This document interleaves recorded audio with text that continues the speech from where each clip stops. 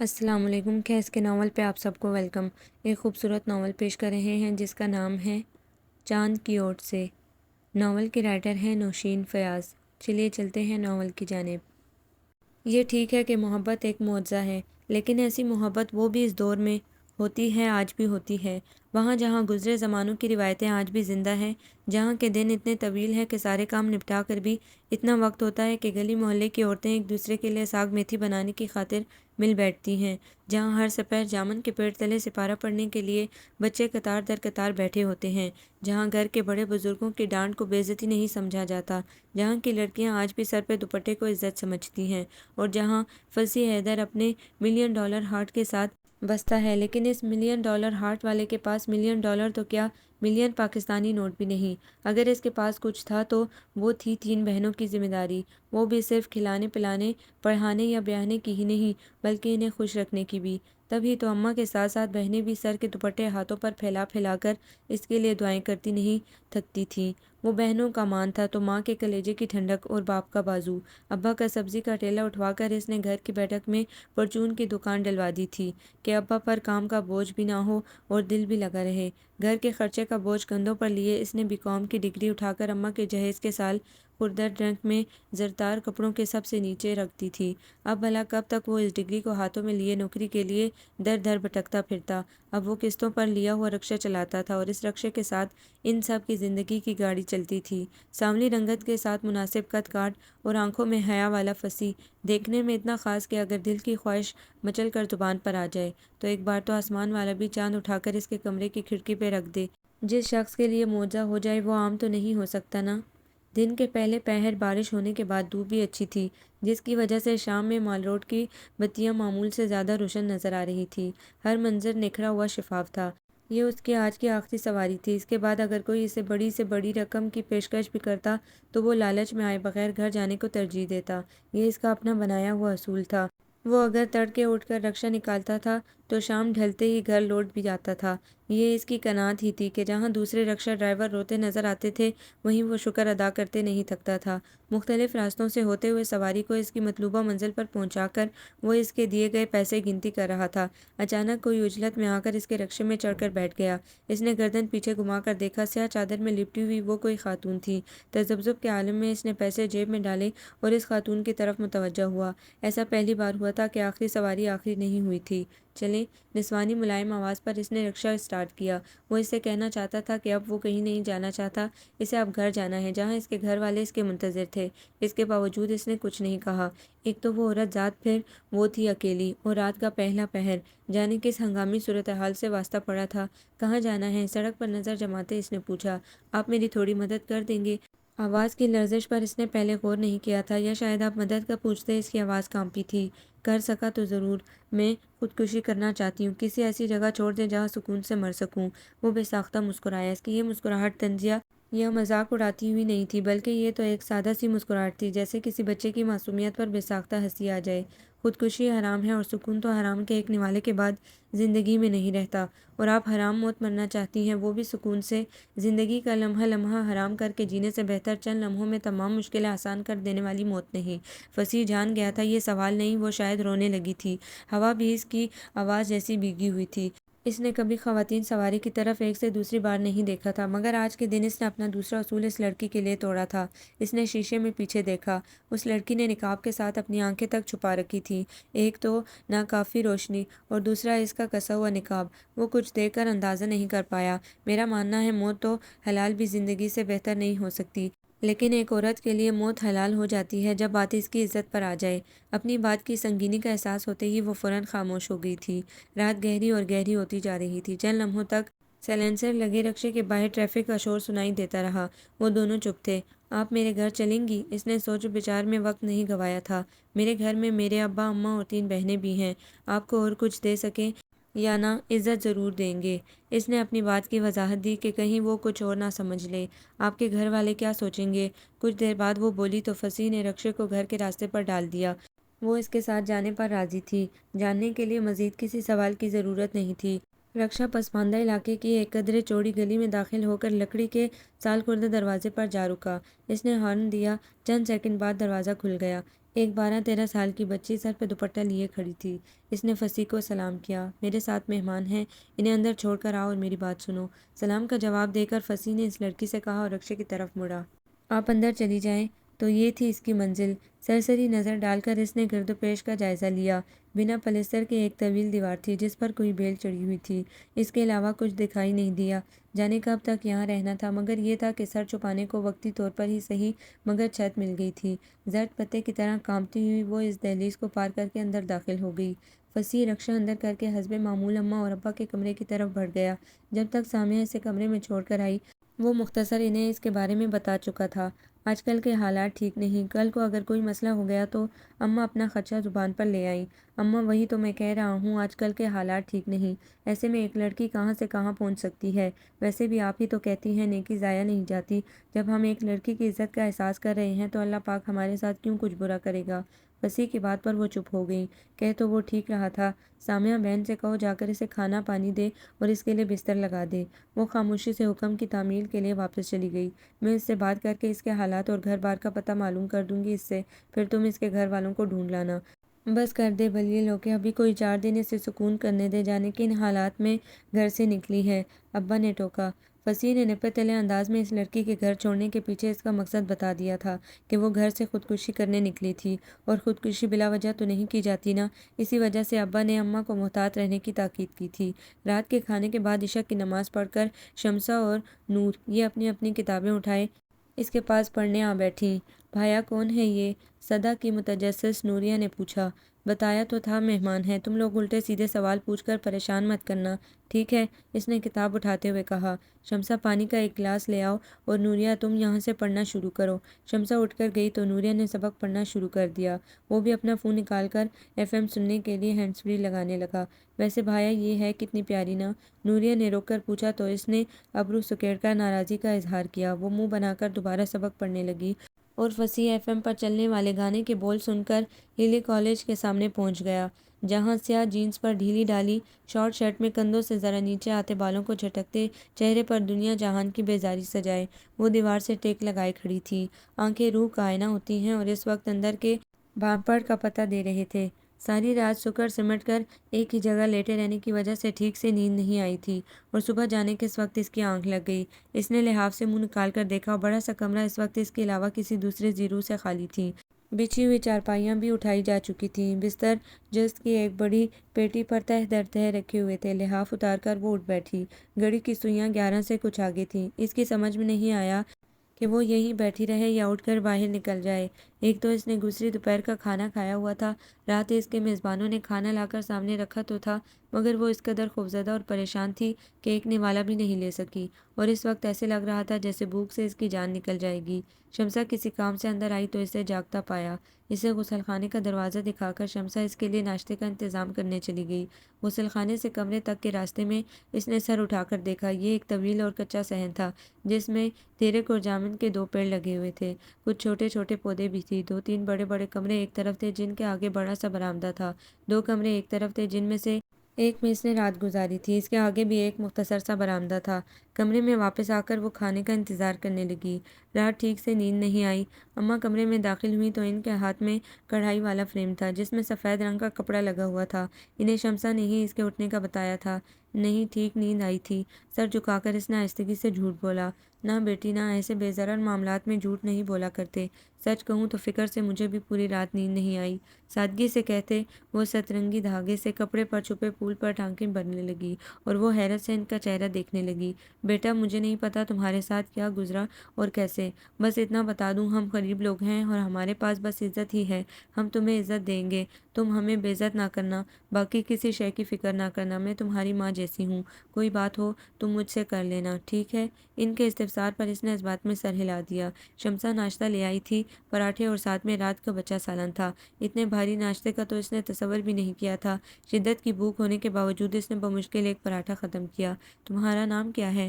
نوریہ ابھی کمرے میں آئی تھی۔ وہ خاموش بیٹھی رہی۔ صبا، اس نے آہستہ سے کہہ کر سر جھکا لیا۔ چلو اب اٹھ کر کام دیکھو، کیا یہیں بیٹھنے رہنے کا ارادہ ہے؟ اماں نے اسے وہی براجمان دیکھ کر آنکھ سے اشارہ بھی کیا۔ جا رہی ہوں، کام ہی کر رہی ہوں، بکرم لینے آئی تھی اندر۔ منہ بنا کر نہ چاہتے ہوئے بھی وہ اٹھ کر باہر چلی گئی۔ تم بھی اٹھ کر باہر چلو، دل بہل جائے گا۔ फ्रेम उठाकर वो उठ खड़ी हुई तो इसने चारपाई के नीचे पड़ा अपना बैग पैर के साथ मजीद नीचे किया और बड़ी सी चादर लपेटते हुए इनके पीछे बाहर निकल गई। पक्के फर्श वाले बरामदे में दोहरी थेरी करके एक खस्ता हाल दरी बिछाकर सामने सिलाई मशीन रखकर नूरिया मशीन पर झुकी हुई थी। इसे देखकर एक लहजे के लिए सर उठाया और फिर सर झटक कर दोबारा मशीन पर झुक गई। अच्छे लिबास के शौक ने इसे एक बेहतरीन दर्जन बना दिया था। शमसा सहन के एक कोने में छप्पर के नीचे बर्तन धो रही थी। सामिया जामुन के दरख्त के नीचे झाड़ू लगा रही थी। सबा अम्मा के साथ ही लकड़ी के मोटे पायों वाली बांध की मतरूक चारपाई के किनारे पर टिक गई। शमसा, तेरे अब्बा साग ले आए कि नहीं? अब्बा गए हुए हैं, जवाब नूरिया ने दिया था। फसी को साग बहुत पसंद है, इसलिए सोचा जाते मौसम में एक बार पका दूं। अगले साल या किस्मत या नसीब, क्या पता मैं रहूं ना रहूं। अल्लाह पाक लंबी उम्र दे। पता नहीं कैसे इसके लबों से फिसला था। अम्मा नरमी से मुस्कुराई। तुम्हारी माँ कैसे साग पकाती है? अम्मा की बात पर इसके होंठ भींच गए थे। मुझे नहीं पता। बड़ी दिक्कत से इसने ये लफ्जी जुमला अदा किया था। अच्छा, तुम आज मेरे हाथ का साग खाकर बताना तुम्हें कैसा लगा। वैसे माँ के हाथ की तो सुआ अपनी औलाद के लिए मन्नो सलवा होती हैं। वो फिर मुस्कुराई। थोड़ी देर में अब्बा साग ले आए तो अम्मा के साथ मिलकर वो सारी बहनें साग बनाने लगीं। इसे हैरत हो रही थी, छोटी सी सामिया भी बड़ी महारत से कच्चे डंठल पकड़कर हरे पत्ते एक तरतीब से लगाती अम्मा के हाथ में देती जा रही थी और अम्मा बुर्क रफ्तारी से इनकी मुठ्ठियाँ भरने से पहले दरांती से साग काट काट कर ढेर लगाती जा रही थी। शमसा ने जब तक साग धोया, अम्मा मिट्टी की हांडी चूल्हे पर चढ़ा चुकी थी और इसके साथ ही मकई का आटा गूंद रही थी। इसके लिए ये सारी तैयारी बड़ी दिलचस्प थी। इससे पहले इसने साग गोश्त का पका हुआ बाउल ही डाइनिंग टेबल पर देखा था। तुम मकई की रोटी खा लोगी या तुम्हारे लिए गंदम के आटे की रोटी बनाएं? जो तुम लोग खाओगे वही खा लूँगी। मेरा मतलब तुम शौक से जो खाती हो बता दो। अगर चावल खाने हैं तो वो भी बन जाएंगे, कोई मसला नहीं। नहीं, मकई की रोटी ठीक है। कहने को इसने कह दिया था, वरना मकई की रोटी का तो इसे जायका भी मालूम नहीं था। जायका तो इसे साग का भी नहीं पता था। घर में कुक के हाथों बेतवज्जी से बनने वाला बेजायका खाना ज़िंदगी में खुराक की ज़रूरत तो पूरी करता था, मगर इसमें शौक वाली कोई बात नहीं थी। उस रात लहसुन और जीरे के बघार वाले साग पर पिघलता हुआ मक्खन और मकई की रोटी की खुशबू ने इसे एक नए जायके से मुतारिफ करवाया था। इसे खुद इल्म नहीं हुआ कि वो कितनी रोटी खा चुकी है। कैसा लगा साग? अम्मा के पूछने पर वो ज़ुबान से तारीफ़ में कुछ नहीं कह सकी, अलबत्ता इसकी भीगी आंखों ने भरपूर इसके जज्बात का इजहार किया था। गर्मियों की इस तपती दोपहर वो तसल्ली से लाउंज में सिंगल सोफे पर गोद में फैशन मैगजीन लिए बैठी थी। फरी घर में नहीं थी और किसी भी वक्त इसकी वापसी हो सकती थी, इसलिए वो कमरे में नहीं बैठी थी। यहाँ से कम से कम इसके आने का इल्म तो हो सकता था और वो इसके अंदर आने तक आराम से मैगजीन छुपा सकती थी। प्यास महसूस होने पर इसने मैगजीन हाथ में फोल्ड किया और फ्रिज से जूस निकालकर वापस इसी जगह आ बैठी। अभी इसने जूस का पहला घूंट ही भरा था कि किसी ने पीछे से इसका मैगजीन खींच लिया। जूस का गिलास इसके हाथ से गिर कर कालीन भिगो गया और इसकी चीख निकलते निकलते रह गई। वो बिना सर उठाए भी जानती थी कि इसकी शामत आ चुकी थी। इसके जूस लाने तक वो बाहर से अंदर आ चुकी थी। वाह, फैशन मैगजीन! तो अब मिस निजी फैशन मैगजीन से देख देख कर फैशन करेंगी और मुझे पीछे छोड़ देंगी। वो अब इसके सामने खड़ी थी और नुज़रत मुजरिम बनकर अपनी जगह जम गई थी। नहीं प्लीज़, ये जुल्म मत करना। मेरे चाहने वाले मर जाएंगे, मेरे फैंस मुझसे बिछड़ जाएंगे तो मैं ये सदमा बर्दाश्त नहीं कर सकूंगी। मैं मर जाऊंगी निज़ी, ऐसा मत करना प्लीज़। अदाकारी के मैदान में कितना नाम कमा सकती थी फरी। अपनी बेइज्जती से नज़र चुराकर नुज़रत ने सोचा, मुझे हैरत होती है तुम्हारा दिमाग कहाँ है। मैं चलता फिरता फैशन आइकॉन तुम्हारे सामने हूँ और तुम इन मैगजीन से सीखोगी। वैसे भी ये गॉड गिफ्टेड शय है, तुम्हारे बस की बात नहीं। कोई ढंग की किताब खोलो और रट्टे मारने शुरू करो। नुज़रत के सर पर मैगजीन मारते हुए वो हकारत भरे लहजे में कह रही थी। नुज़रत की आंखों में ढेर सारा पानी भर गया था। ओ डैडी, हाउ आर यू? अंदर से आते डैडी ने इसे नुज़रत के सर पे मैगजीन मारते हुए देखा था। I am fine, how are you? और खैरियत? आज बहन की पिटाई क्यों हो रही है? इसकी हरकतें ही ऐसी हैं। 2 माह बाद पेपर हैं और ये मैडम फैशन मैगजीन खोले बैठी हैं। पता है यूनिवर्सिटी में कितनी इंसल्ट फील करती हूँ इसके हवाले से। वो बड़े आराम से डैडी के पहलू से लगी कह रही थी। अब ये तो वो दोनों ही जानती थी कि कौन किसके हवाले से क्या महसूस करता है। निजी, क्या हो गया है? इतनी गैर जिम्मेदार क्यों हो रही हो? पहले इतनी मुश्किल से पास होती हो और अब ये सब करोगी तो इसी क्लास में रह जाओगी। पढ़ाई में तवज्जो दिया करो और अगर मदद चाहिए तो फरी से कहो, तुम्हारी बहन है, इससे कुछ सीख लो। 1000 बार का दोहराया लेक्चर एक बार फिर शुरू हो चुका था। नुज़रत के आंसू बहने लगे थे, हालांकि वो इनके सामने रोना नहीं चाहती थी। एक तो बंदा इससे कुछ कह भी नहीं सकता, रोने बैठ जाती है और इसे देखकर मम्मा का बीपी हाई होने लग जाता है। हमारा नहीं तो कुछ मम्मा का ख्याल कर लो। अब उठो यहाँ से और कमरे में जाकर कोई किताब लेकर बैठो। वो कमरे की तरफ मरे मरे कदमों से जा रही थी, तब इसने अपने पीछे आवाज़ آواز سنی۔ اتنی گرمی ہو رہی ہے ڈیڈی، آئس کریم کھلانے لے چلیں؟ بلکہ ایسا کرتے ہیں لنچ بھی باہر کرتے ہیں، میں ابھی تیار ہو کر آتی ہوں۔ ڈیڈی کا کمزور سا انکار فری کی ضد کے آگے دم توڑ چکا تھا ہمیشہ کی طرح۔ اب آرام سے بیٹھ کر پیپرز کی تیاری کرو اور فکر مت کرنا، میں تمہارے لیے بھی لے کر آؤں گی آئس کریم۔ تمہیں پتہ تو ہے تمہارے بغیر میرے حلق سے کچھ اترتا ہی نہیں۔ اس کی ٹھوڑی چھو کر اپنا نکھرا روپ مزید نکھار کر وہ بجلی کی رفتار سے باہر نکل گئی۔ نصرت نے شکر ادا کیا تھا کہ کم از کم اب وہ سکون سے رو تو سکے گی۔ اسے قسمت سے بہت گلے تھے، بہت سارے گلے۔ اس نے کیوں اسے اس گھر میں بھیجا جہاں فریہ نام کی بلا اس کی چھوٹی چھوٹی خوشیوں کو کھا جاتی تھی؟ اسے کیوں ایسے ڈیڈی ملے جنہوں نے ہمیشہ فری کی باتوں کا اعتبار کیا اور اسے کچھ پوچھنا گوارا نہیں کیا؟ کیوں اسے ایسی مما ملی جنہوں نے سب جانتے بوجھتے بھی نہ فری کو کبھی ڈانٹا اور نہ ڈیڈی کو کبھی فری کا اصلی چہرہ دکھایا؟ کبھی کبھی اس کا دل چاہتا تھا فری کو زہر دے کر مار دے، مگر پتہ نہیں کیوں اسے یقین نہیں تھا کہ فری مر بھی سکتی ہے۔ وہ اگر پھر زندہ ہو کر اس سے پوچھتی کہ مجھے کیوں زہر دیا تھا، وہ جھرجھری لے کر رہ جاتی۔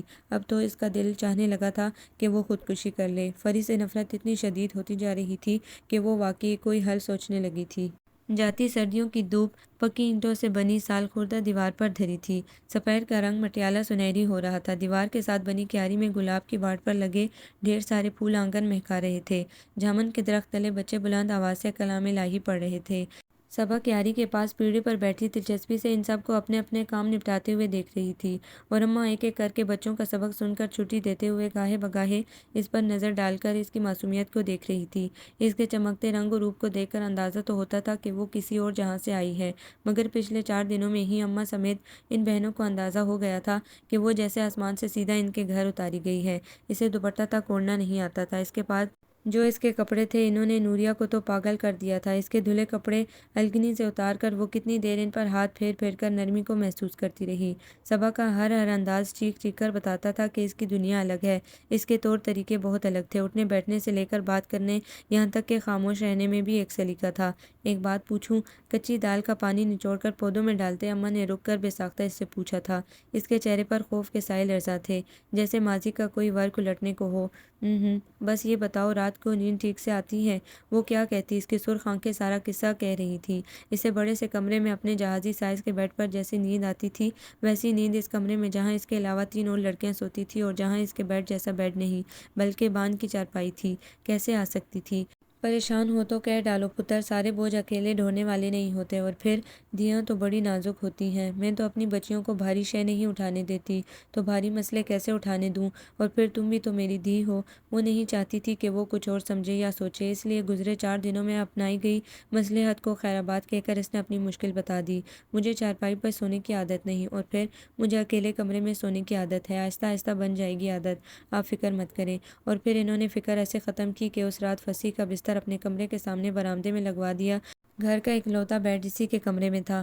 اب وہ بیڈ تو وہاں سے اٹھنے سے رہا۔ پھر صبا کو اکیلے کمرے کی عادت تھی۔ وہ پرانے زمانے کی بے ریا عورت آج کے دور میں بھی مہمانوں کو اللہ کی طرف سے بھیجے ہوئے فرشتے سمجھتی تھی۔ صبا کے لیے ان کے دل میں جتنے خدشے تھے وہ گزرے 4 دنوں میں ہوا ہو گئے تھے۔ اتنی موہنی صورت اور ایسا معصوم انداز کہ کچھ برا سوچنا بھی گناہ لگتا تھا۔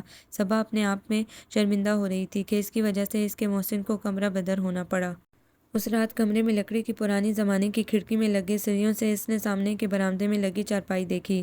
اس پر دراز شخص کا چہرہ یادداشت میں جانے کہیں تھا بھی کہ نہیں۔ جس دن سے وہ یہاں آئی تھی وہ اس کے اٹھنے سے پہلے جا چکا ہوتا، اور اس کے آنے کے وقت وہ کمرے میں ہوتی۔ وہ اگر باہر ہوتی بھی تو وہ سلامتی بھیج کر خاموشی سے رخ بدل کر اماں اور ابا کے کمرے کی طرف چلا جاتا۔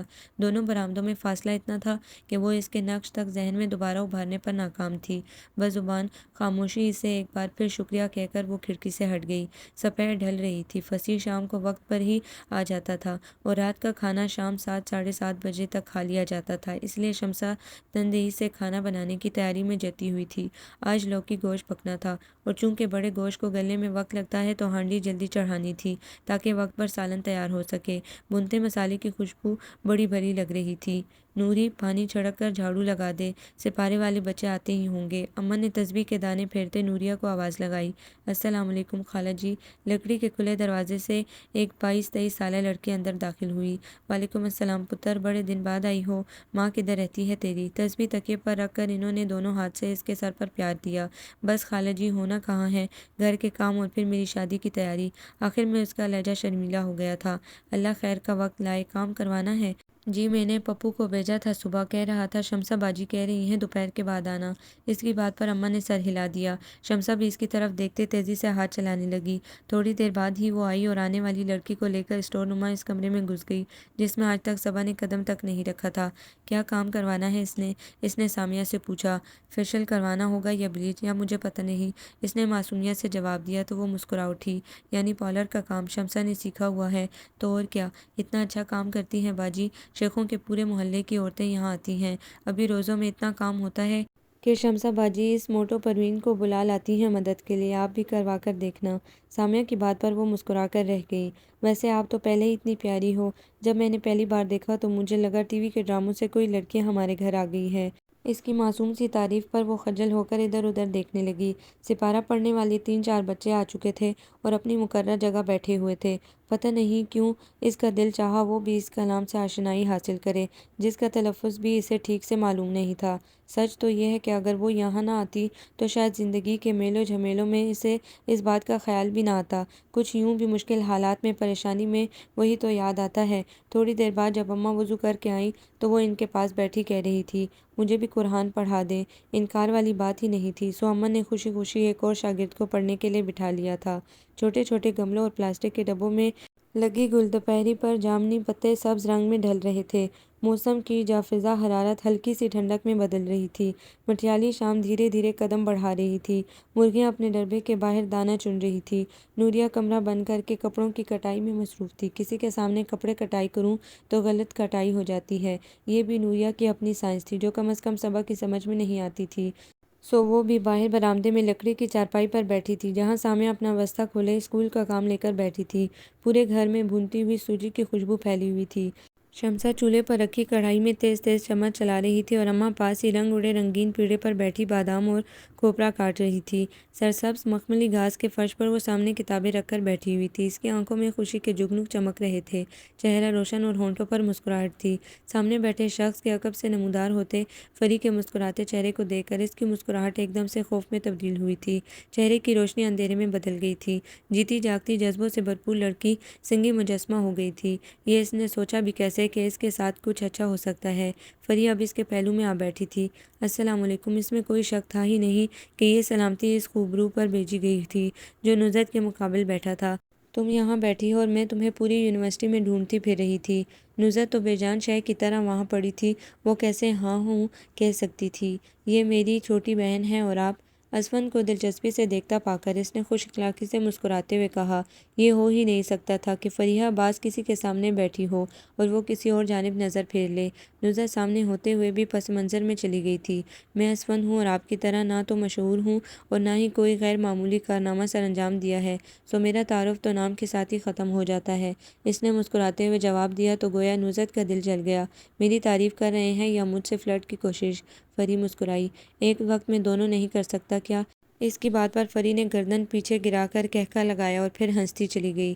نزہت نے ان دونوں کو دیکھا اور غیر محسوس طریقے سے پیچھے ہو کر وہاں سے دور ہوئی اور پھر اٹھ کر تقریباً بھاگتی ہوئی چلی گئی۔ یہ اس کا وہم تھا کہ اس کے اٹھنے پر کسی نے غور نہیں کیا۔ فری نے اسے تاریک ہوتے چہرے کے ساتھ وہاں سے دور ہوتے دیکھا اور پھر مطمئن ہو کر اسفند سے باتوں میں مشغول ہو گئی۔ اپنے کمرے کے اندھیرے میں بستر پر سکڑ کر لیٹی روتی نزہت اندازہ کر سکتی تھی وہاں سے اٹھنے سے پہلے ان کی بے تکلفی کہاں تک پہنچ چکی ہوگی۔ نمبرز کے تبادلے ہو چکے ہوں گے اور اب لمبی کالیں ہوں گی اور اس سے آگے سوچا ہی نہیں جا رہا تھا۔ بس ان دونوں کے مسکراتے چہرے نظروں کے سامنے گھوم رہے تھے۔ فری کی آنکھوں میں اس کے لیے تمسخر تھا، جیت کی سرشاری تھی۔ زندگی میں اب کیا رہ گیا تھا؟ نزہت آواز کو اب خودکشی کر لینی چاہیے تھی۔ کچھ سوچ کر وہ بستر سے اٹھ گئی۔ گھر میں ماہ رمضان کی تیاریاں شروع ہو گئی تھیں۔ ڈھیر ساری املی اور آلو بخارے کی چٹنی بن کر شیشے کی چھوٹی چھوٹی بوتلوں میں بھر کر فریج میں محفوظ ہو گئی تھی۔ بادام کا شربت، سندل کا شربت اور الائچی کا شربت تو گھر میں بنا تھا، البتہ ان کے علاوہ سرخ مشروب کی بڑی سی بوتل بھی آ چکی تھی۔ شامی ٹکیاں بھی بن کر فریزر میں جا پہنچی تھیں۔ شمسہ اور اماں نے مل کر بیسن سے دہی بھلوں کے لیے پکوڑیاں بھی تل لی تھیں۔ صبا تو جانتی ہی نہیں تھی کہ رمضان کے لیے لیے تیاری بھی ہوتی ہے۔ اپنے گھر میں اس نے ایسا کوئی تردد دیکھا جو نہیں تھا۔ اپنے گھر میں تو اس نے کچھ بھی نہیں دیکھا تھا، بس ایک لمحے کے لیے دل میں ایک خیال آیا اور پھر وہ حال میں گم ہو گئی، جہاں رمضان کا چاند نظر آنے کے بعد شمسہ مٹی کی کنالی میں کھٹا لگانے کے لیے دودھ لیے بیٹھی تھی۔ اماں سحری کے لیے تازہ سالن بنانے کی تیاری کر رہی تھی اور نوریہ اپنے کپڑوں کا ڈھیر لیے بیٹھی تھی۔ عام سے کپڑوں پر ایسی کمال کی ڈیزائننگ کر کے اس نے سامیہ اور شمسہ کے کپڑے تو تیار کر لیے تھے، مگر اپنے کپڑوں کے لیے اسے کوئی ڈیزائن پسند نہیں آ رہا تھا۔ اب رمضان شروع ہو گیا تھا اور اس کے کپڑے ابھی پڑے تھے۔ اماں کا سادہ سوٹ تو 2 گھنٹے کی مار تھا۔ اصل فکر تو اس سے اپنی تھی۔ ابا اور فصیح تراویح پڑھنے کے لیے مسجد گئے ہوئے تھے۔ سارے کام نپٹانے کے بعد جب اماں کے ساتھ شمسہ اور سامیہ بھی عشاء اور تراویح پڑھنے کھڑی ہوئی تو اماں نے اسے بھی آواز دے لی، بوہے آئی جان وینو کوڑی دکن، مہینہ پہلے کے کپڑے لا کر دیے ہوئے ہیں، اگر ابھی نہیں سلے تو آج رات میں بھی نہیں سلنے والے، پھیلاوا سمیٹ اور آ کر نماز پڑھ۔ الجھے ذہن کے ساتھ نوریہ نے سلیقے سے طے کر کے سارے کپڑے شاپروں میں ڈالے اور نماز کے لیے آ گئی۔ صبا بھی ان کے ساتھ ہی جائے نماز پر جا کھڑی ہوئی۔ اسے اتنے لمبے قیام کی عادت نہیں تھی، سو نماز کے بعد بمشکل چند رکعتیں تراویح پڑھنے کے بعد وہ کمرے میں آ گئی۔ موسم نے تیور ایسے بدلے تھے کہ اب پنکھے کے بغیر گزارا نہیں ہو سکتا تھا۔ چھت والا پنکھا چلا کر اس نے دوپٹہ کھول کر بیڈ پر ایک طرف ڈالا اور بالوں سے کیچر نکال کر بے دم ہو کر بستر پر گر گئی۔ اسے ابھی تک ٹھیک سے دوپٹہ اوڑھنا نہیں آیا تھا۔ ویسے تو ابا بھی کم ہی لڑکیوں کے کمرے کی طرف آتے تھے، جب ضرورت ہوتی تو فصیح کی اماں سامیہ کو بھیجو ذرا کہہ کر لڑکیوں میں سے جس کی بھی ضرورت ہوتی بلوا لیتے اور حسب معمول جملے میں اسی نام کا نام شامل کر لیتے۔ رہا فصیح تو اس نے تو جیسے قسم کھائی ہوئی تھی، نہ چہرہ دیکھنا ہے نہ دکھانا ہے، اس لیے اتنے بڑے دوپٹے کی یوں تو کوئی ضرورت نہیں تھی، مگر چونکہ ان ساری بہنوں اور خود اماں کا دوپٹہ بھی سلیقے سے سر پر جمع رہتا تھا تو اسے خود ہی حیا آتی تھی۔ ایک بات جو اس نے محسوس کی تھی وہ یہ کہ ساری بہنیں فصیح پر جان چھڑکتی تھیں۔ وہ رات کو کمرے میں آ جاتی تو اکثر کوئی نہ کوئی برآمدے میں اس کے بستر پر کتابیں لیے بیٹھی ہوتی۔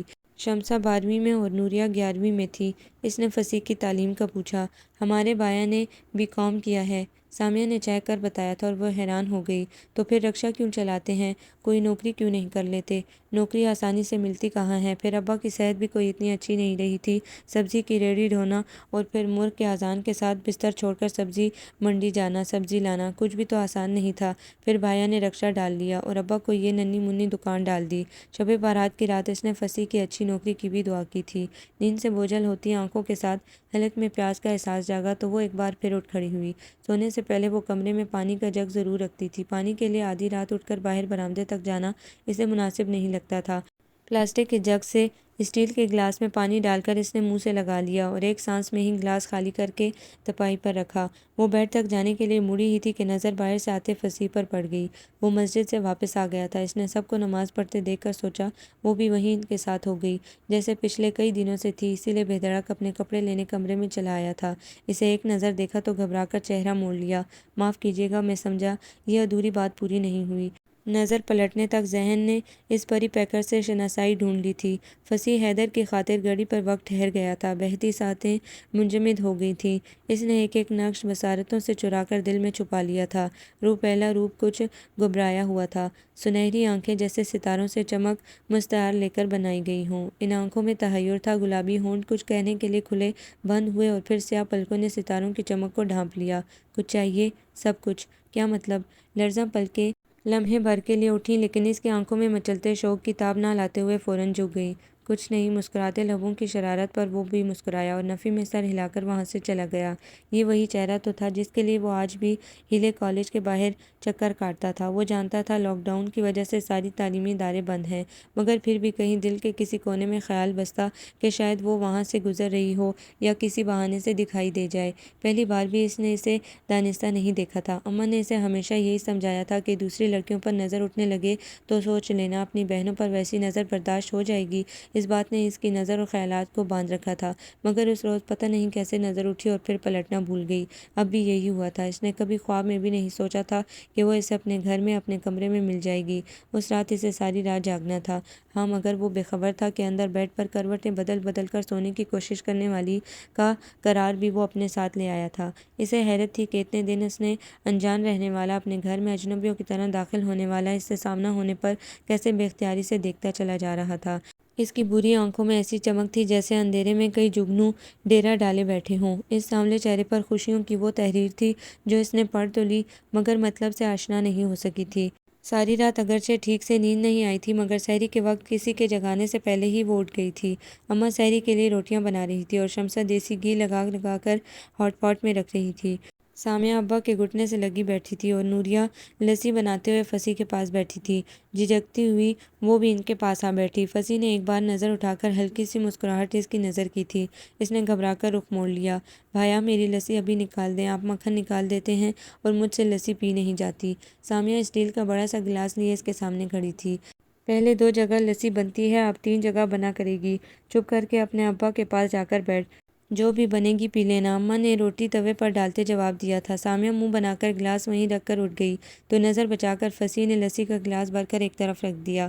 روٹیاں بن چکنے کے بعد وہی چٹائی بچھا کر شمسہ نے سب کے لیے سحری لگانی شروع کی۔ صبح کے آگے بھی اس نے سالن اور دہی کی کٹوری کے ساتھ لسی کا بڑا سا گلاس اور چنگیر میں گھی سے چپڑی روٹی رکھی تو وہ بے چارگی سے اس کا چہرہ دیکھنے لگی۔ بات اگر ایک وقت کھانے کی ہوتی تو وہ چپ چاپ 2-4 لقمے کھا کر اٹھ جاتی، مگر اس کھانے کے آسرے پر اس نے سارا دن گزارنا تھا۔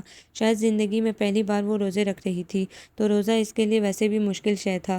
اسے مزید مشکل بنانے کا ارادہ ترک کر کے وہ آہستگی سے شمسہ کی جانب جھکی۔ میں یہ گھی والی روٹی نہیں کھاتی۔ اوہو، تو پہلے بتانا تھا۔ اچھا چلو میں بناتی ہوں تمہارا پراٹھا۔ نہیں، سادہ روٹی بنا دو پلیز۔ اچھا میں بناتی ہوں۔ سب نے کھانا شروع کر دیا تھا، بس ایک وہی تھی جو سر جھکائے بیٹھی تھی۔ لسی کا گلاس اٹھا کر اس نے منہ سے لگایا اور پھر اٹھ کر غسل خانے کی طرف بھاگی۔ میٹھی لسی اس نے کبھی پی ہی نہیں تھی۔ پسند نہ ہونا الگ بات تھی، اسے یہ سخت ناپسند تھی۔ کلی کر کے شرمندہ شرمندہ سی وہ واپس آ کر بیٹھ گئی۔ کیا ہوا، طبیعت ٹھیک ہے؟ اماں نے پوچھا تو اس نے اس بات میں سر ہلا دیا۔ اگر طبیعت نہیں ٹھیک تو روزہ مت رکھو، یوں ہی سارا دن پریشانی ہوگی۔ نہیں، میں میٹھی لسی نہیں پیتی اور مجھے نہیں پتا تھا لسی میٹھی ہے۔ شرمندگی سے وہ زمین میں گڑنے والی ہو گئی تھی، جبکہ فصیح کے چہرے پر ایک مدھم سی مسکراہٹ ابھری۔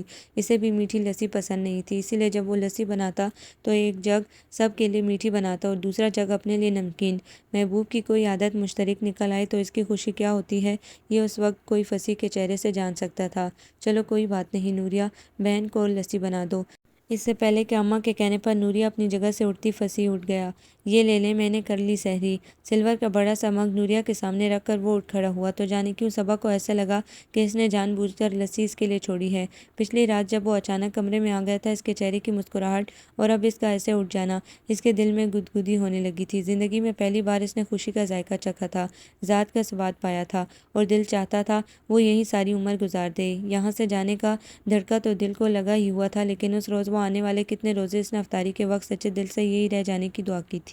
12ویں روزے کی افطاری محلے کے کسی گھر میں تھی۔ امن نے سب کے ساتھ اسے بھی چلنے کا کہا تھا، لیکن اس کے دل میں خوف تھا دیکھ لیے جانے کا، پہچان لیے جانے کا۔ اس نے قطعیت سے انکار کر دیا تھا۔ میں یہیں ٹھیک ہوں، آپ کر آئیں افطاری، تھوڑی سی دیر کی تو بات ہے۔ اتنے دنوں سے کسی نے اس پر کوئی زور نہیں دیا تھا، کسی بات پر اصرار نہیں کیا تھا، یہاں اس کی ایک نہیں چلی تھی۔ شمسہ بہن کو اپنی نئی چادر نکال دے، کہہ کر اماں نے اس کے سر پر ہاتھ پھیرا۔ سب جانتے ہیں تم ہمارے گھر مہمان آئی ہو، تمہیں چھوڑ کر نہیں جا سکتے۔ شک پیدا ہوتا ہے اور جو بات نہیں ہونے والی وہ بھی ہوتی ہے۔ اماں کی بات پر اس نے آنسوؤں کو دھکیلتا اس بات میں سر ہلا دیا تھا۔ اثر ادا کر کے وہ فوراً ہی افطاری والے گھر پہنچ گئے تھے۔ گھر اگرچہ پکا تھا لیکن بنا پلستر کی دیواروں اور سیمنٹ کے فرش کے ساتھ ساتھ گھر کے ساز و سامان سے گھر والوں کی مالی حالت کا بخوبی اندازہ ہوتا تھا۔ وہ تو جا کر ایک کونے میں بیٹھ گئی تھی، جبکہ شمسہ اور نوریہ کے ساتھ سامیہ بھی بڑھ بڑھ کر کام کروا رہی تھی۔ بیٹھک میں آدمیوں کے بیٹھنے کی جگہ بنانے کے لیے صوفے کرسیاں وغیرہ نکلوا کر صحن میں ایک طرف رکھی ہوئی تھی۔ چھتے ہوئے صحن میں ایک جانب دریاں بچھی ہوئی تھی، ان پر ترتیب کے ساتھ مناسب فاصلہ رکھتے ہوئے اسٹیل کے برتن رکھے جا رہے تھے۔ محلے کے باقی گھروں سے برف لائی جا رہی تھی، باورچی خانے سے کھانے کی ملی جلی خوشبوئیں اٹھ رہی تھی۔ اس کے ساتھ ہی لڑکیوں کی دبی دبی ہنسی اور کڑکڑاتے گھی کی آوازیں بھی۔ اس کے لیے یہ سب بالکل نیا اور خوبصورت تھا۔ زمانے کو برا بھلا بولنے والوں نے ایسی کسی گلی میں چکر نہیں لگایا ہوگا جہاں آج بھی دکھ، درد اور خوشیاں سانچی تھیں۔ لکڑی کے پایوں والی باندھ کی چارپائی پر اماں اور انہی کی عمر کی 2-3 خواتین براجمان تھیں۔ وہ دری پر ایک کونے میں سمٹ کر بیٹھی ہوئی تھی۔ ایک لڑکی اس کے پاس بڑی سی چنگیر اٹھائے آ گئی، اس میں ہرا دھنیا اور ہری مرچیں رکھی ہوئی تھی۔ یہ دھنیا میرے ساتھ بنوا دو، دہی بلوں کے لیے چٹنی کوٹنی ہے اور سب ہی بھولے بیٹھے ہیں۔ بے تکلفی سے کہتے وہ اس کے برابر ہی بیٹھ گئی تو خاموشی سے اس نے اس کی دیکھا دیکھی نرم ٹہنیوں کے ساتھ لگی پتیوں کو توڑ توڑ کر الگ کرنا شروع کر دیا۔ اگرچہ اس کی رفتار بہت سست تھی لیکن وہ کر رہی تھی۔ توبہ، اتنی گرمی میں نقاب چڑھا کر بیٹھی ہو، اس طرف کوئی نہیں آنے والا، تم اتار دو اسے۔ دوپٹے کے پلو سے گردن پر آیا پسینہ صاف کرتے اسے اچانک کی صبا کے نقاب کا خیال آیا تھا۔ دروازے کی طرف سے رخ موڑ کر اس نے نقاب نیچے کیا۔ اس لڑکی کے چلتے ہاتھ رک گئے تھے۔ اس کی بے حد سفید رنگت والے چہرے پر گرمی کی شدت سے سرخ نشان بن رہے تھے۔ آپ کون ہیں؟ روب حسن سے سحرزدہ اس کا طرز تخاطب از خود بدل گیا تھا۔ میں مہمان ہوں، بدے کر جواب دیتی صبا نے اس کا ٹھٹک کر رکنا اور غیر محسوس انداز میں چنگیر کو اپنی طرف کھینچنا بڑی شدت سے محسوس کیا تھا۔ آپ ادھر کمرے میں چلیں، یہاں پنکھے کی ہوا اتنی نہیں لگ رہی۔ وہ خاموشی سے اٹھ کر اس کے پیچھے کمرے میں چلی گئی۔ اسے کمرے میں پہنچا کر وہ سیدھا باورچی خانے میں سموسے تلتی شمسا کے سر جا پہنچی۔ یہ جو گوری سی سبز آنکھوں والی لڑکی ہے، یہ تمہاری مہمان ہے نا؟ شمسا نے فخر سے سر اس بات میں ہلایا۔ بہت پیاری ہے یہ تو، میں تو دیکھ کر حیران ہی رہ گئی، اتنی پاگل ہوں میں نے تو اسے دھنیا بنانے بٹھا دیا تھا۔ وہ تو ایسی ہے جیسے اسے تشبیہ کے لیے کچھ مل نہیں رہا تھا، پری جیسی لگتی ہے سچی، اور ہے بھی اتنی ہی اچھی۔ میرا بڑا دل ہے اس کی اور بھایا کی شادی ہو جائے۔ شوکیس میں سے نکالے برتن کھنگالتی سامیہ نے شمسا کے سر پر گویا بم پھوڑا تھا۔ شمسا نے گھور کر اس کی طرف دیکھا تھا۔ وہ فوراً سر جھکائے اپنے کام میں لگ گئی۔ یہ رہتی کہاں ہے اور تمہاری کیا لگتی ہے؟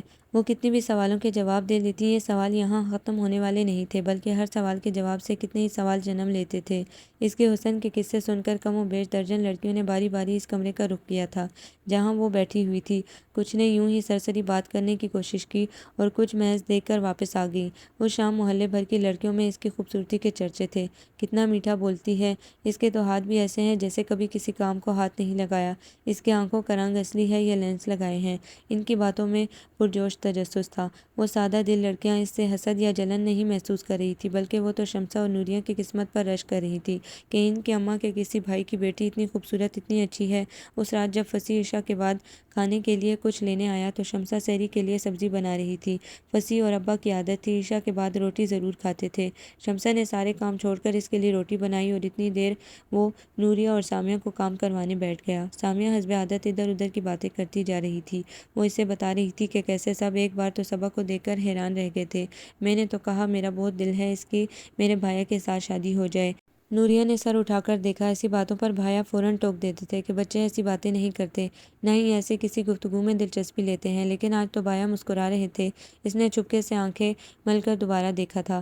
وہ اتنی اچھی لگتی ہے۔ ہاں نا، وہ سچ میں اتنی پیاری ہے بھایا، آپ بھی کبھی غور سے دیکھیں تو حیران رہ جائیں گے۔ ڈرامے والی لڑکیاں تو اتنا بھر بھر کر میک اپ لگاتی ہیں، لیکن وہ تو سادہ ہی اتنی پیاری ہیں۔ ہم انہیں اپنے گھر میں رکھ لیتے ہیں نا بھابھی بنا کر۔ اس کی زبان ذرا سی شے پا کر کینچی کی طرح چلنے لگی تھی۔ اور میں کیسا لگتا ہوں؟ اس کی بات پر سامیہ نے جیسے غور سے اس کا ناک نقشہ دیکھا تھا۔ آپ تو دنیا کے سب سے اچھے اور پیارے بھائی ہیں۔ دیکھو بیٹا، تم لوگوں کا بھائی ہوں، اس لیے تم سب کو اچھا لگتا ہوں، پیارا لگتا ہوں۔ لازمی نہیں ہے کسی دوسرے کو بھی اچھا لگوں۔ اگر وہ پریوں جیسی ہے تو یہ دیکھو میرے ہاتھ۔ سامیہ کے ساتھ ساتھ نوریہ کی نظر بھی اس کے ہاتھوں پر گئی تھی۔ یہ میرے ہاتھ کتنے بھدے اور سیاہ ہیں، اور یہ بال کتنے برے لگتے ہیں، ہے نا؟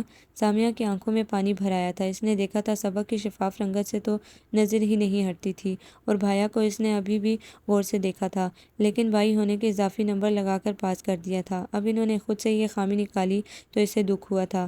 میں آپ سے نہیں بولتی ابھی، یہ میں کہہ رہا ہوں اور تمہیں برا لگ رہا ہے۔ کل کو اگر وہ یا کوئی اور کہے تو سوچو تمہیں کتنا برا لگے گا، اور مجھے بھی۔ اور اگر آپ اسے برا نہ لگے تو؟ کتابیں لے کر اٹھنے سے پہلے اس نے ایک بار چپکے سے بھایا سے پوچھا تھا۔ تو تم بنا لینا اسے بھابھی۔ ایک خواب تھا جو اس نے ان معصوم آنکھوں سے نوچنا چاہا تھا، لیکن اس خواب کا کوئی بیج چپکے سے اس کے آنکھ میں آن گرا تھا، یا شاید پہلے سے موجود تھا اور اب نمو پا رہا تھا۔ وہ کسی اور نظام شمسی کا چاند تھا، اپنے اپنے مدار میں گردش کرتے وہ اپنے مدار سے بھٹک کر اس کے راستے میں آن کھڑا ہوا تھا۔ لیکن وہ تو یہ سارے معاملات سمجھتا تھا نا، وہ کیسے اس کی خواہش کر سکتا تھا؟ یہ اور بات کہ دل کسی بچے کی طرح ہمک ہمک کر اس کی جانب لپکتا تھا۔ نصرت کو لگا تھا خودکشی کا فیصلہ کرنا مشکل ہے اور اس کے بعد سب آسان ہوگا، لیکن یہ تو مشکلات کی ابتدا تھی۔ وہ کسی ایسے انداز سے خودکشی کرنا چاہتی تھی جس سے کم تکلیف ہو اور جان جلدی نکل جائے، اور اسے تاحال ایسا کوئی طریقہ سمجھ میں نہیں آ رہا تھا۔ اسے حیرت ہو رہی تھی کہ فری کو اب وہ دکھائی نہیں دیتی تھی۔ اسے جلانے کے لیے یا ڈانٹ ڈپٹ کرنے کے لیے اس کے پاس پہلے کی طرح ان گنت مواقع تھے، لیکن اب اسے جیسے پرواہ نہیں تھی۔ نصرت خوش خوش ہونا چاہتی تھی، لیکن اگر یہ سب اسفند کی قیمت پر تھا تو اس سے یہ سب نہیں چاہیے تھا۔ اسے لگا تھا 4 دن اسے جلانے کے بعد وہ اسفند کو دوستوں کی فہرست سے از خود خارج کر دے گی، لیکن ایسا نہیں ہوا تھا۔ وہ اسفند کو لے کر گھر تک آ گئی تھی اور اسے حیرت تھی کہ اس پر پابندیاں لگانے والوں کو اس میں کوئی کباہت دکھائی نہیں دیتی تھی۔ اس کا تو گھر کوئی فون ہی آ جاتا تو جیسے قیامت آ جاتی تھی، لیکن یہاں وہ ایک انجان مرد کو گھر میں لے آئی اور کسی کے کان پر جوں تک نہیں رینگی۔ اس روز اسفند اسے لینے گھر آیا تھا۔ وہ دونوں کہیں جا رہے تھے۔ براؤن رنگ کے مسلے ہوئے ٹراؤزر شرٹ میں وہ دنیا جہان سے بیزار بیٹھی تھی۔ 2 دن پہلے کے دھلے بال بے ترتیبی سے جوڑی سے نکل کر چہرے کے گرد پھیلے ہوئے تھے۔ نوک سوک سے تیار اسفند کے سامنے اسے اپنا آپ بہت میلا لگ رہا تھا، لیکن وہ دل کی پہلی خوشی تھی۔ اس کی قربت، اس سے مختصر ہی سہی گفتگو دل کو سکون دیتی تھی۔ آج کل تو وہ یوں بھی بہت بے سکون تھی۔ ہاتھوں سے کپڑوں کی سلوٹیں دور کرتے اس نے زبردستی لہجے میں بشاشت سموئی تھی۔ کیسے ہو اسفند؟ بہت دنوں بعد دکھائی دیے۔ کمال ہے، ایک بندہ سامنے کھڑا ہے اور تم سے بہتر حالت میں ہے اور تم اس سے پوچھ رہی ہو وہ کیسا ہے، اور ویسے بھی جانے تم کس سوگ میں کمرے میں بند ہو کر بیٹھی رہتی ہو، ورنہ تمہیں علم ہوتا اسفند تقریباً ہر روز یہاں آتا ہے۔ پستہ گرین شرٹ کے ساتھ بلو جینس میں شانوں پر بال بکھیرے وہ اتنی خوبصورت لگ رہی تھی کہ ایک لمحے کے لیے نصرت اس کے ہونٹوں سے نکلنے والے شعلوں کو بھول گئی تھی۔ ایسے میں اگر اسفند اس پر دل ہار گیا تھا تو کون سی بڑی بات تھی۔ اس کے سامنے اسفند کا ہاتھ پکڑے وہ ٹک ٹک کرتی باہر نکل گئی۔ نصرت کو اس کے جانے کے بڑی دیر بعد ہوش آیا تھا۔ اس دن رات کے کھانے پر فری موجود نہیں تھی۔ کیا آپ کو فری کی سرگرمیاں معلوم ہیں جن کی وجہ سے وہ رات کے کھانے پر بھی ہمارے ساتھ نہیں ہوتی؟ اس نے بڑے نارمل انداز میں بات شروع کی تھی۔ کون سی سرگرمیاں؟ دوستوں کے ساتھ گئی ہے شاید، ڈیڈی نے پوری توجہ سے جواب دیا تھا۔ دوستوں نہیں، وہ جس لڑکے کے ساتھ پھرتی ہے۔ کیا تم نے یہی تہذیب سیکھی ہے؟ اپنی بہن کے بارے میں ایسے بات کرتے ہیں؟ تمہارے ڈیڈی مل چکے ہیں اسفند سے، بلکہ اس کی فیملی سے بھی۔ جلد ہی ان دونوں کی شادی ہو جائے گی۔ یہی دن ہوتے ہیں انجوائے کرنے کے۔ آئندہ میں تمہارے منہ سے ایسی بات نہ سنوں۔ اس کی بات پوری ہونے سے پہلے ہی ماما نے ٹوک دیا تھا اور ساتھ ہی اچھا خاصا جھڑک بھی دیا تھا۔ کوئی اور وقت ہوتا تو وہ کمرے میں بند ہو کر رونا شروع کر دیتی اور اس وقت تک روتی رہتی جب تک اندر کی بھڑاس نہ نکل جاتی، لیکن اس وقت وہ پوری تیاری کے ساتھ بیٹھی تھی اور کچھ اسے غصہ تھا۔ یہ آپ ہیں ماما؟ یاد ہے ابھی کچھ ہفتے پہلے جب ایک کلاس فیلو نے کال کی تھی اور آپ نے اسے کتنی باتیں سنائی تھی؟ میری سمجھ میں نہیں آتا اسے کیسے اتنی چھوٹ دے رکھی ہے آپ نے۔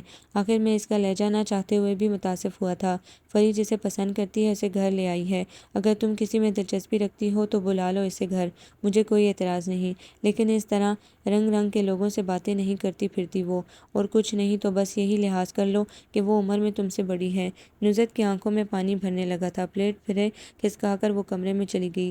اس کے بعد اس نے کسی معاملے میں دخل اندازی نہیں کی۔ 2 ماہ سے بھی کم مدت میں فری اس گھر سے رخصت ہو کر چلی گئی تھی۔ فری کے جانے کے بعد زندگی جیسے جمود کا شکار ہو گئی تھی۔ وہ جو اس کے بغیر زندگی اپنے طریقے سے انجوائے کرنے کا سوچا کرتی تھی، ایسے بے یقین ہوئی تھی کہ ہر بات بھول کر خود کو یہ یقین دلانے میں جت گئی کہ اب اس کی زندگی پر فری نام کی نحوست کا کوئی سایہ تک نہیں، لیکن یہ اس کا وہم تھا۔ کچھ نفرتیں محبت سے زیادہ طاقتور ہوتی ہیں۔ آنے والے سالوں میں نصرت کو اس بات کا اندازہ بخوبی ہونا تھا۔ رمضان کا آخری عشرہ شروع ہونے کے ساتھ ہی شمسہ کا کام بہت بڑھ گیا تھا۔ کتنی لڑکیاں کام کروانے کے لیے آتی تھیں۔ نوریہ کے کپڑے سلائی ہونے کا نام ہی نہیں لے رہی تھی۔ کچھ رمضان کی عبادات اور کچھ سستی۔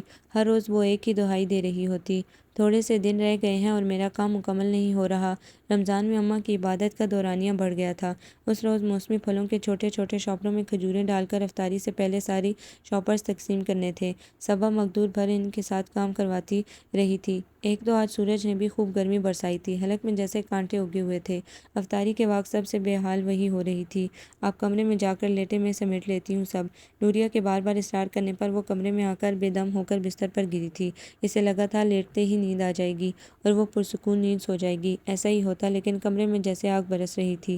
اتنے دنوں سے شمسہ، نوریہ اور سامیہ نے اپنی چارپائیاں فصیح کے ساتھ باہر سین میں لگا لی تھیں۔ اماں اور ابا بھی رات کا پہلا پہر باہر ہی سوتے تھے۔ انہوں نے اسے بھی پیشکش کی تھی، لیکن وہ ایسے کھلے میں سب کے سامنے لیٹنے کے خیال سے ہی بے سکون ہو گئی تھی، اور اب اس کا جی چاہ رہا تھا سارے لحاظ بھلا کر باہر کسی کے بستر پر جا کر دراز ہو جائے۔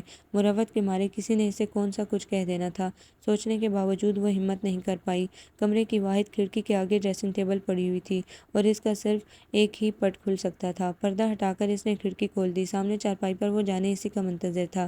کھڑکی کھلتے ہی دونوں کی نظریں ملی اور اس کی پرشوق نگاہوں کی تاب نہ لاتے اس نے ہونٹ کاٹتے ہوئے سر جھکا کر کھڑکی چھوڑ دی۔ یہ وہم نہیں تھا، ہر وہ پل جس نے اس کی فصیح کی زندگی میں اہم ہونے کے خیال کو تقویت دی تھی، اسے وہم ہی لگتا تھا، اور اسے یہ وہم بھی پیارا تھا۔ اس رات جب بھی اس کی آنکھ کھلی، اس نے دو پرشوق نگاہوں کو اس کھڑکی پر رکے ہوئے محسوس کیا۔ آسمان تاریک تھا اور ستاروں کی جلتی بجھتی مشعلیں بڑی واضح اور قریب دکھائی دے رہی تھی۔ کہیں کہیں سفید بادل ٹکڑیوں کی صورت تیرتے نظر آ رہے تھے۔ اس کے باوجود منظر بڑا روشن لگ رہا تھا، ایسے لگ رہا تھا جیسے آسمان جھک کر اس کی درخشاں پیشانی پر بوسہ دینے والا ہے۔ کھلے آسمان تلے وہ کتنی ہی دیر ساکت لیٹی رہی۔ سارے دن کی بھاگ دوڑ نے اسے بری طرح تھکا دیا تھا۔ جانے کیا کیا پکایا جانا تھا، وہ تو بس شمسہ کے کہنے کے مطابق ہلکی پھلکی مدد کرتی جا رہی تھی، جیسے بادام کی گریوں کو بھگو کر ان کے چھلکے اتارنا اور میوے کی ڈنڈیاں اتار کر صاف کرنا۔ نوریہ کے ساتھ مل کر اس نے کل پکائے جانے والے چاول بھی چنے تھے۔ باہر گلی میں ایک کے بعد ایک موٹر سائیکل زوں زوں کر کے گزرتی جا رہی تھی۔ ایک رونق اور چہل پہل کا احساس تھا۔ آنکھیں موندے وہ وقت کی چاپ محسوس کرنے لگی۔ اس کے دل میں بڑی خواہش تھی ان سب کی محبتوں کو محبت سے لوٹانے کی، لیکن کچھ سمجھ میں نہیں آ رہا تھا۔ اس دن شمسہ نے جب کسی کریم کے ختم ہونے کا ذکر کیا تو اس کی سمجھ میں آ گیا اس نے کیا کرنا ہے۔ وبا کے باعث آن لائن خرید و فروخت کو بڑی تقویت ملی تھی۔ اس نے آن لائن کچھ اشیاء منگوانے کا ذکر کیا تھا اور پورے گھر میں ٹچ فون صرف وسیع کے پاس تھا۔ اپنا بیگ میں پڑا فون آن کرنے کا اسے خیال ضرور آیا تھا، لیکن وہ ابھی بھی ڈھونڈ لیے جانے کے خیال سے ڈری ہوئی تھی۔ تمہیں جو منگوانا ہے بتا دو، بھایا لا دیں گے، انہیں سب پتہ ہوتا ہے، سامیہ نے جھٹ مشورہ دیا۔ نہیں، میں خود اپنی مرضی سے خریداری کرنا چاہتی ہوں۔ اگر تمہارا بھائی اپنا فون کچھ دیر کے لیے دے دے تو میں آن لائن آرڈر کر لوں گی۔ یہ کون سی بڑی بات تھی؟ فصیح سے اس کے نام پر جان بھی مانگی جاتی تو شاید وہ تحمل نہ کرتا۔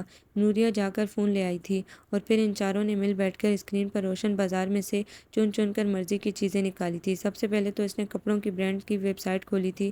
نوریہ کی تو جان تھی اچھے کپڑوں میں۔ باہمی مشورے سے 4-5 اچھے لیڈیز سوٹ آرڈر کرنے کے بعد اس نے اپنی مرضی سے 2 جینٹ سوٹ آرڈر کیے۔ شمسہ کے لیے اس نے مہنگے برانڈ کی بڑی اچھی فیشل کٹ منگوائی تھی۔ اس کے بیگ میں رکھے پیسوں سے بڑی آسانی سے ادائیگی ہو سکتی تھی۔ پھر جب سارا سامان پہنچا اور اس نے ساری چیزیں ان کے سامنے یہ کہہ کر رکھی کہ یہ ان کے لیے ہیں تو ان کے چہرے دیکھنے والے تھے۔ زندگی میں پہلی بار اس نے ایسی خوشی کا ذائقہ چکھا تھا۔ یہ بڑی خالص خوشیاں تھیں۔ نوریہ اپنی طرف سے سب کے کپڑے سلائی کر کے فارغ ہو گئی تھی اور اب ایک دم سے پھر سارا کام نئے سرے سے تیار ہو گیا تھا۔ اس کے باوجود وہ خوش تھی۔ اتنے مہنگے اور خوبصورت کپڑے تو اس نے خواب میں بھی خریدنے کا پہننے کا نہیں سوچا تھا۔ شمسہ نے سب سے پہلے اسی کا فیشل کیا تھا۔ اماں بھی اس کے منگوائے کریم رنگ کے اپنے اور مجازی خدا کے سوٹ کو دیکھ کر یکدم حیران اور خوش ہوئی تھی۔ وہ بھی بہت خوش تھی۔ وہ سوچ رہی تھی ان لوگوں کے پاس خوش رہنے کے لیے کیا کم تھا۔ اس نے دولت کی فراوانی دیکھی تھی، لیکن معلوم نہیں کیوں یہ خوشیاں اس کے گھر میں نہیں تھیں۔ شمسہ نے سارے کام روک کر اس کے ہاتھوں پر مہندی سے نقش و نگار بنائے تھے۔ فصیح ابھی تک رکشہ لے کر واپس نہیں آیا تھا۔ صحن میں ملے جلے پھولوں کی خوشبو پھیلی ہوئی تھی۔ آج قدرتی موسم بھی اچھا تھا۔ وہ وہیں باہر چارپائی پر لیٹی لیٹی غنودگی میں چلی گئی۔ اماں باورچی خانے سے نکل کر پسینہ پونچھتی بستر کی جانب بڑھیں تو اسے پسینے میں تر اور غیر فطری انداز میں سوئے پایا۔ اس کے چہرے پر خوف تھا اور جسم ہولے ہولے کانپ رہا تھا۔ پتہ نہیں بچی کن حالات سے گزر کر یہاں پہنچی ہے، پہلی سوچ ان کے ذہن میں یہی ابھری تھی۔ خود 3 بچیوں کی ماں تھی، شاید اسی لیے دل اتنا زیادہ نرم تھا۔ نرمی سے اس کے کندھے پر ہاتھ رکھا تو وہ گھبرا کر اٹھ بیٹھی۔ اس کی چیخ ہونٹوں کے درمیان ہی دب گئی تھی، لیکن آنسوؤں پر اس کا اختیار نہیں تھا، سو وہ بہتے چلے جا رہے تھے۔ اماں اس کے پاس ہی بستر پر بیٹھ گئیں۔ کندھے پر دباؤ بڑھاتے انہوں نے اسے اپنی سمت کھینچا۔ کیا بات ہے، کوئی برا خواب دیکھا ہے؟ اس نے اس بات میں سر ہلا دیا۔ تمہیں پتہ ہے ماؤں کے لمس میں بھی اولاد کے لیے شفا ہوتی ہے۔ وہ چپ رہی، لیکن اس کے دماغ میں ان الفاظ سے جانے کون سی شبیہیں بننے اور بگڑنے لگی تھی۔ ماؤں کی دعا اولاد کے حق میں کبھی رد نہیں ہوتی۔ یہ جو کچھ دن اللہ نے اپنی جانب میں سے مجھے دیے ہیں نا عبادت کے لیے، ان میں نے جب اپنی اولاد کے بارے میں سوچا، تم ان کے ساتھ ہی میری سوچوں میں آتی رہی ہو سکتا ہے اپنی اولاد سے زیادہ دعائیں میں نے تمہارے لیے کی ہوں، وہ اس لیے کہ ان دعاؤں کے سوا میں تمہارے لیے اور کچھ نہیں کر سکتی، یا شاید ایک اور کام کر سکتی ہوں۔ یہ جو تمہارے دل پر بوجھ ہے نا، یہ ہلکا کر سکتی ہوں۔ تم مجھے بتاؤ تمہارے ساتھ کیا ہوا ہے، تمہارے گھر والے کہاں ہیں؟ سچ کہتی ہوں کبھی اس بات کا ذکر تمہارے سامنے بھی نہیں کروں گی۔ غلطیاں انسانوں سے ہی ہوتی ہیں، اگر تم سے کوئی غلطی بھی ہوئی ہے تو بلا جھجک بتاؤ، اس سے تمہیں سکون ملے گا۔ اس کا کندھا تھپتھپاتے ہوئے وہ نرمی سے کہہ رہی تھی۔ اس نے آنکھوں کے ساتھ اپنا دل، اپنا وجود بھی پگھلتا ہوا محسوس کیا۔ فری کی شادی کیا ہوئی نصرت بالکل آزاد ہو گئی تھی۔ مما کا دھیان اس کی طرف لگا رہتا، جب دیکھو فون پکڑے اس کو ہدایات دے رہی ہوتی۔ زیادہ اچھل کود کرنے کی ضرورت نہیں ہے، بس ٹک کر گھر بیٹھو، اب تھوڑے وقت کی بات ہے، پھر چاہے جتنی مرضی لمبی دوڑ لگا لینا۔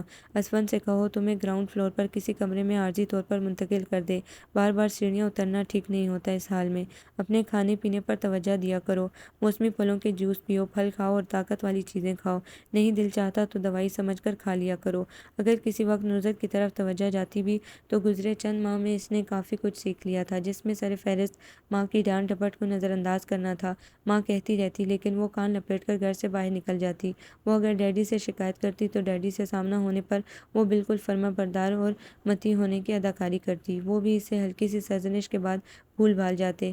اسے اب ساری دنیا کھلی کھلی لگنے لگی تھی، وہ جہاں چاہے جیسے چاہے بیٹھی باہر آتی جاتی۔ فری کا بھوت اب اسے ستاتا نہیں تھا۔ اتنے سارے مہینے تو ذہن کو نارمل کرتے گزر گئے تھے، اور جب چیزیں اسے زیادہ واضح دکھائی دینا شروع ہوئیں تب ایک بار پھر فری نے اس کی زندگی میں زہر گھول دیا تھا۔ سی سیکشن کے دوران وہ جان سے چلی گئی تھی۔ نصرت کے لیے اچھا تھا وہ کل کی مرتی، آج مر گئی، لیکن جاتے جاتے وہ ایک بچی چھوڑ گئی تھی۔ ماما شوگر کی مریضہ تھی اور بچی کی ذمہ داری نہیں لے سکتی تھی، اور یوں ذوالفشاں اسفند نوکرانیوں کے رحم و کرم پر تھی۔ یہاں تک تو ٹھیک تھا، لیکن اس دن مما کی کوئی کزن آئی ہوئی تھی مما سے فری کی تعزیت کرنے۔ انہوں نے کہا، میں تو کہتی ہوں نصرت کی شادی کروا دو اس لڑکے سے، بچی کو ماں مل جائے گی، آخر تم نے بھی تو تایا زاد بہن کی بیٹی پالی ہے۔ تو زندگی کی ساری ناانصافیوں کی وجہ صرف یہ تھی کہ وہ مما کی اپنی بیٹی نہیں تھی۔ اسے ہمیشہ سے گلہ تھا کہ مما فری سے زیادہ پیار کرتی ہیں، ڈیڈی اس کی بات زیادہ سنتے ہیں، لیکن اس طرح نہیں تھا۔ مما کی شے پر اس کی اپنی شخصیت میں جو خود اعتمادی کا فقدان پیدا ہو گیا تھا، اس کے باعث وہ ڈیڈی کے بھی قریب نہیں ہو سکی تھی۔ اس کے ساتھ کتنا بڑا دھوکا ہوا تھا۔ اگر وہ جان جاتی کہ مما اس کی مما نہیں ہے اور فری اس کی بہن نہیں ہے تو شاید وہ اپنے گرد کوئی حفاظتی حصار بنا لیتی، لیکن نہیں۔ ان دنوں اس کے اندر بڑی ٹوٹ پھوٹ ہوئی تھی۔ وہ ماں جس کے لمس اور عکس سے ناآشنا اس نے زندگی کا کٹھن سفر تن تنہا طے کیا تھا، وہ دھاڑیں مار مار کر اس کے لیے روئی تھی۔ سب کے ساتھ ساتھ مما کو بھی دھوکا ہوا کہ وہ فری کے لیے رو رہی ہے، اسے فری کا دکھ ہے۔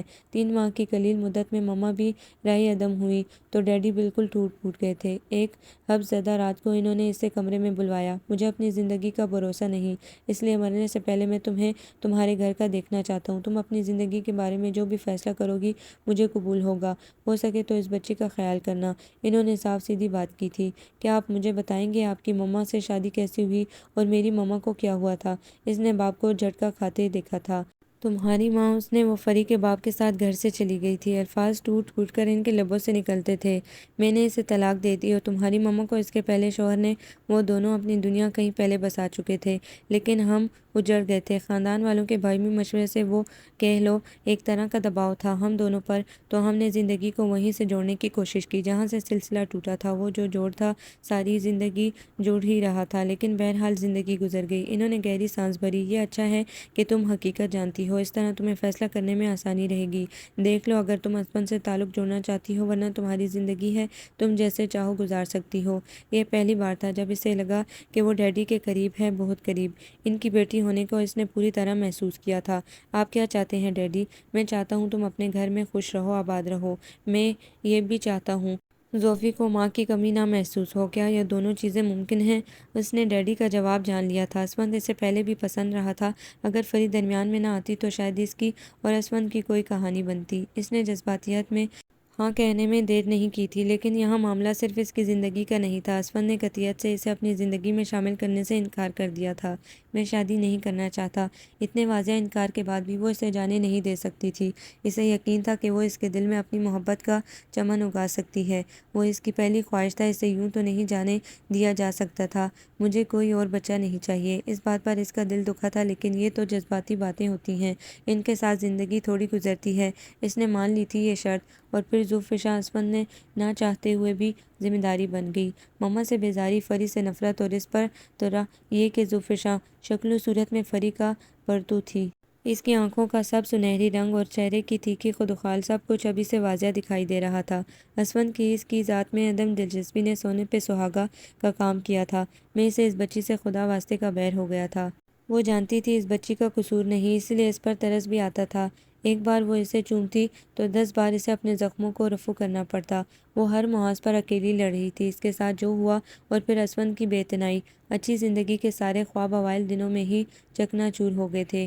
ڈیڈی کی وفات اس کے حالات کی قبر میں آخری کیل ثابت ہوئی تھی۔ زوفشاں بڑی ہو رہی تھی۔ نصرت کو چلتی پھرتی پری نظر آتی تھی۔ اسفند جس طرح اس کے ناز نخرے اٹھاتا اسے سب دکھائی دیتا تھا اور اس کے سینے پر سانپ لوٹتے تھے۔ ان جانے میں وہ مما کا کردار ادا کرنے لگی تھی، لیکن اسفند اس کا باپ نہیں تھا جو اپنی بیٹی کی طرف سے آنکھیں بالکل بند کر لیتا۔ زوفشاں کے ساتھ ساتھ اس کی نفرت اپنی ماں اور فری کے بعد اسفند سے بھی اس قدر بڑھ چکی تھی کہ اسے کچھ دکھائی نہیں دیتا تھا۔ وہ اسفند کے دل میں زوفشاں کے لیے نفرت اور اپنے لیے محبت پیدا نہیں کر سکی۔ وہ اسفند کو ایک اور بچے کے لیے راضی نہیں کر سکی۔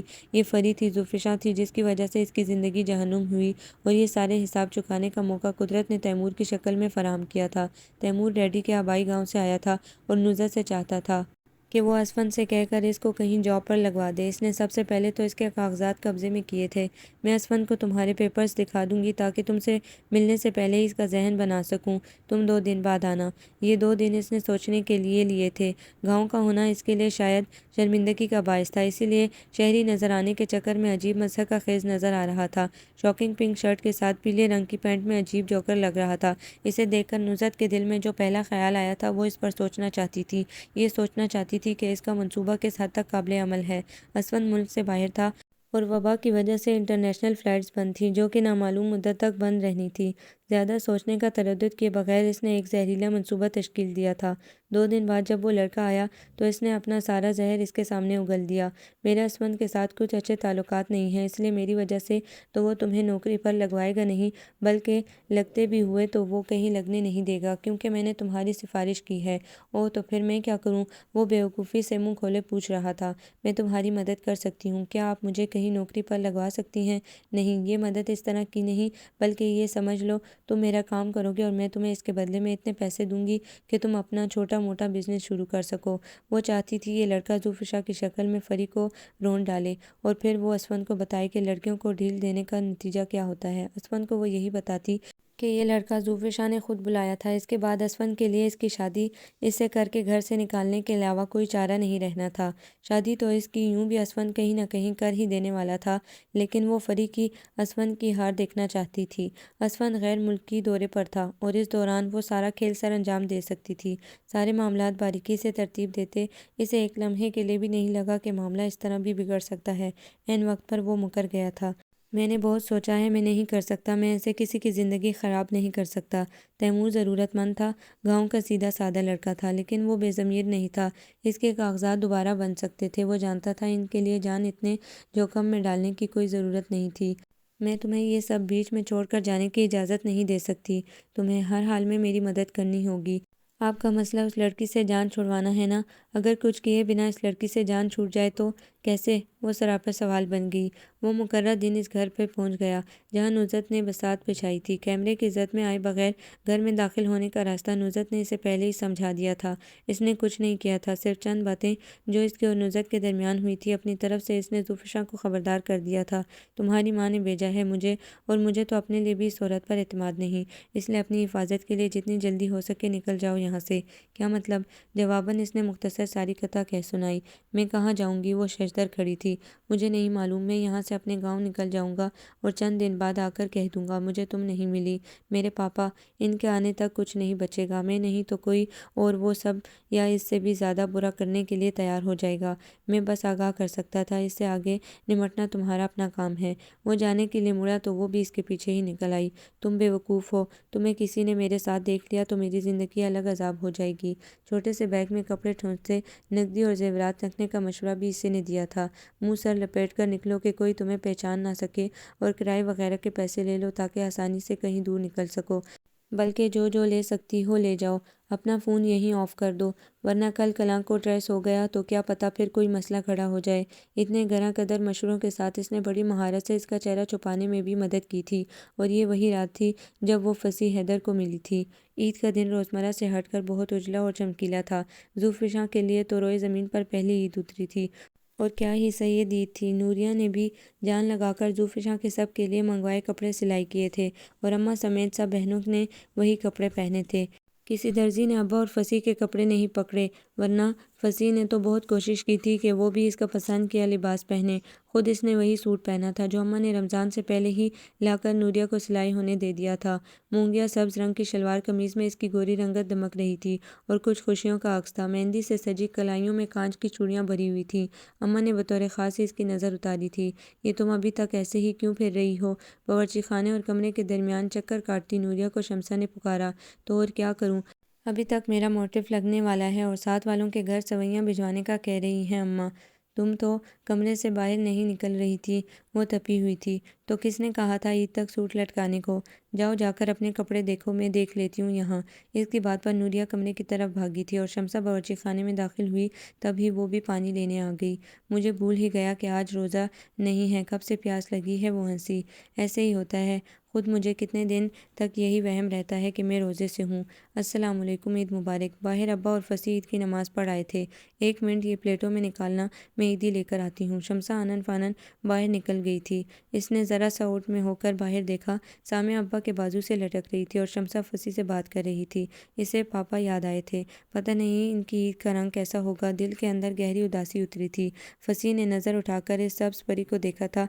کسی سوچ میں گم اس کے گلابی ہونٹ ذرا سے کھلے ہوئے تھے۔ بے ساختہ اس کی نگاہ گلاب کی باڑ کی طرف گئی۔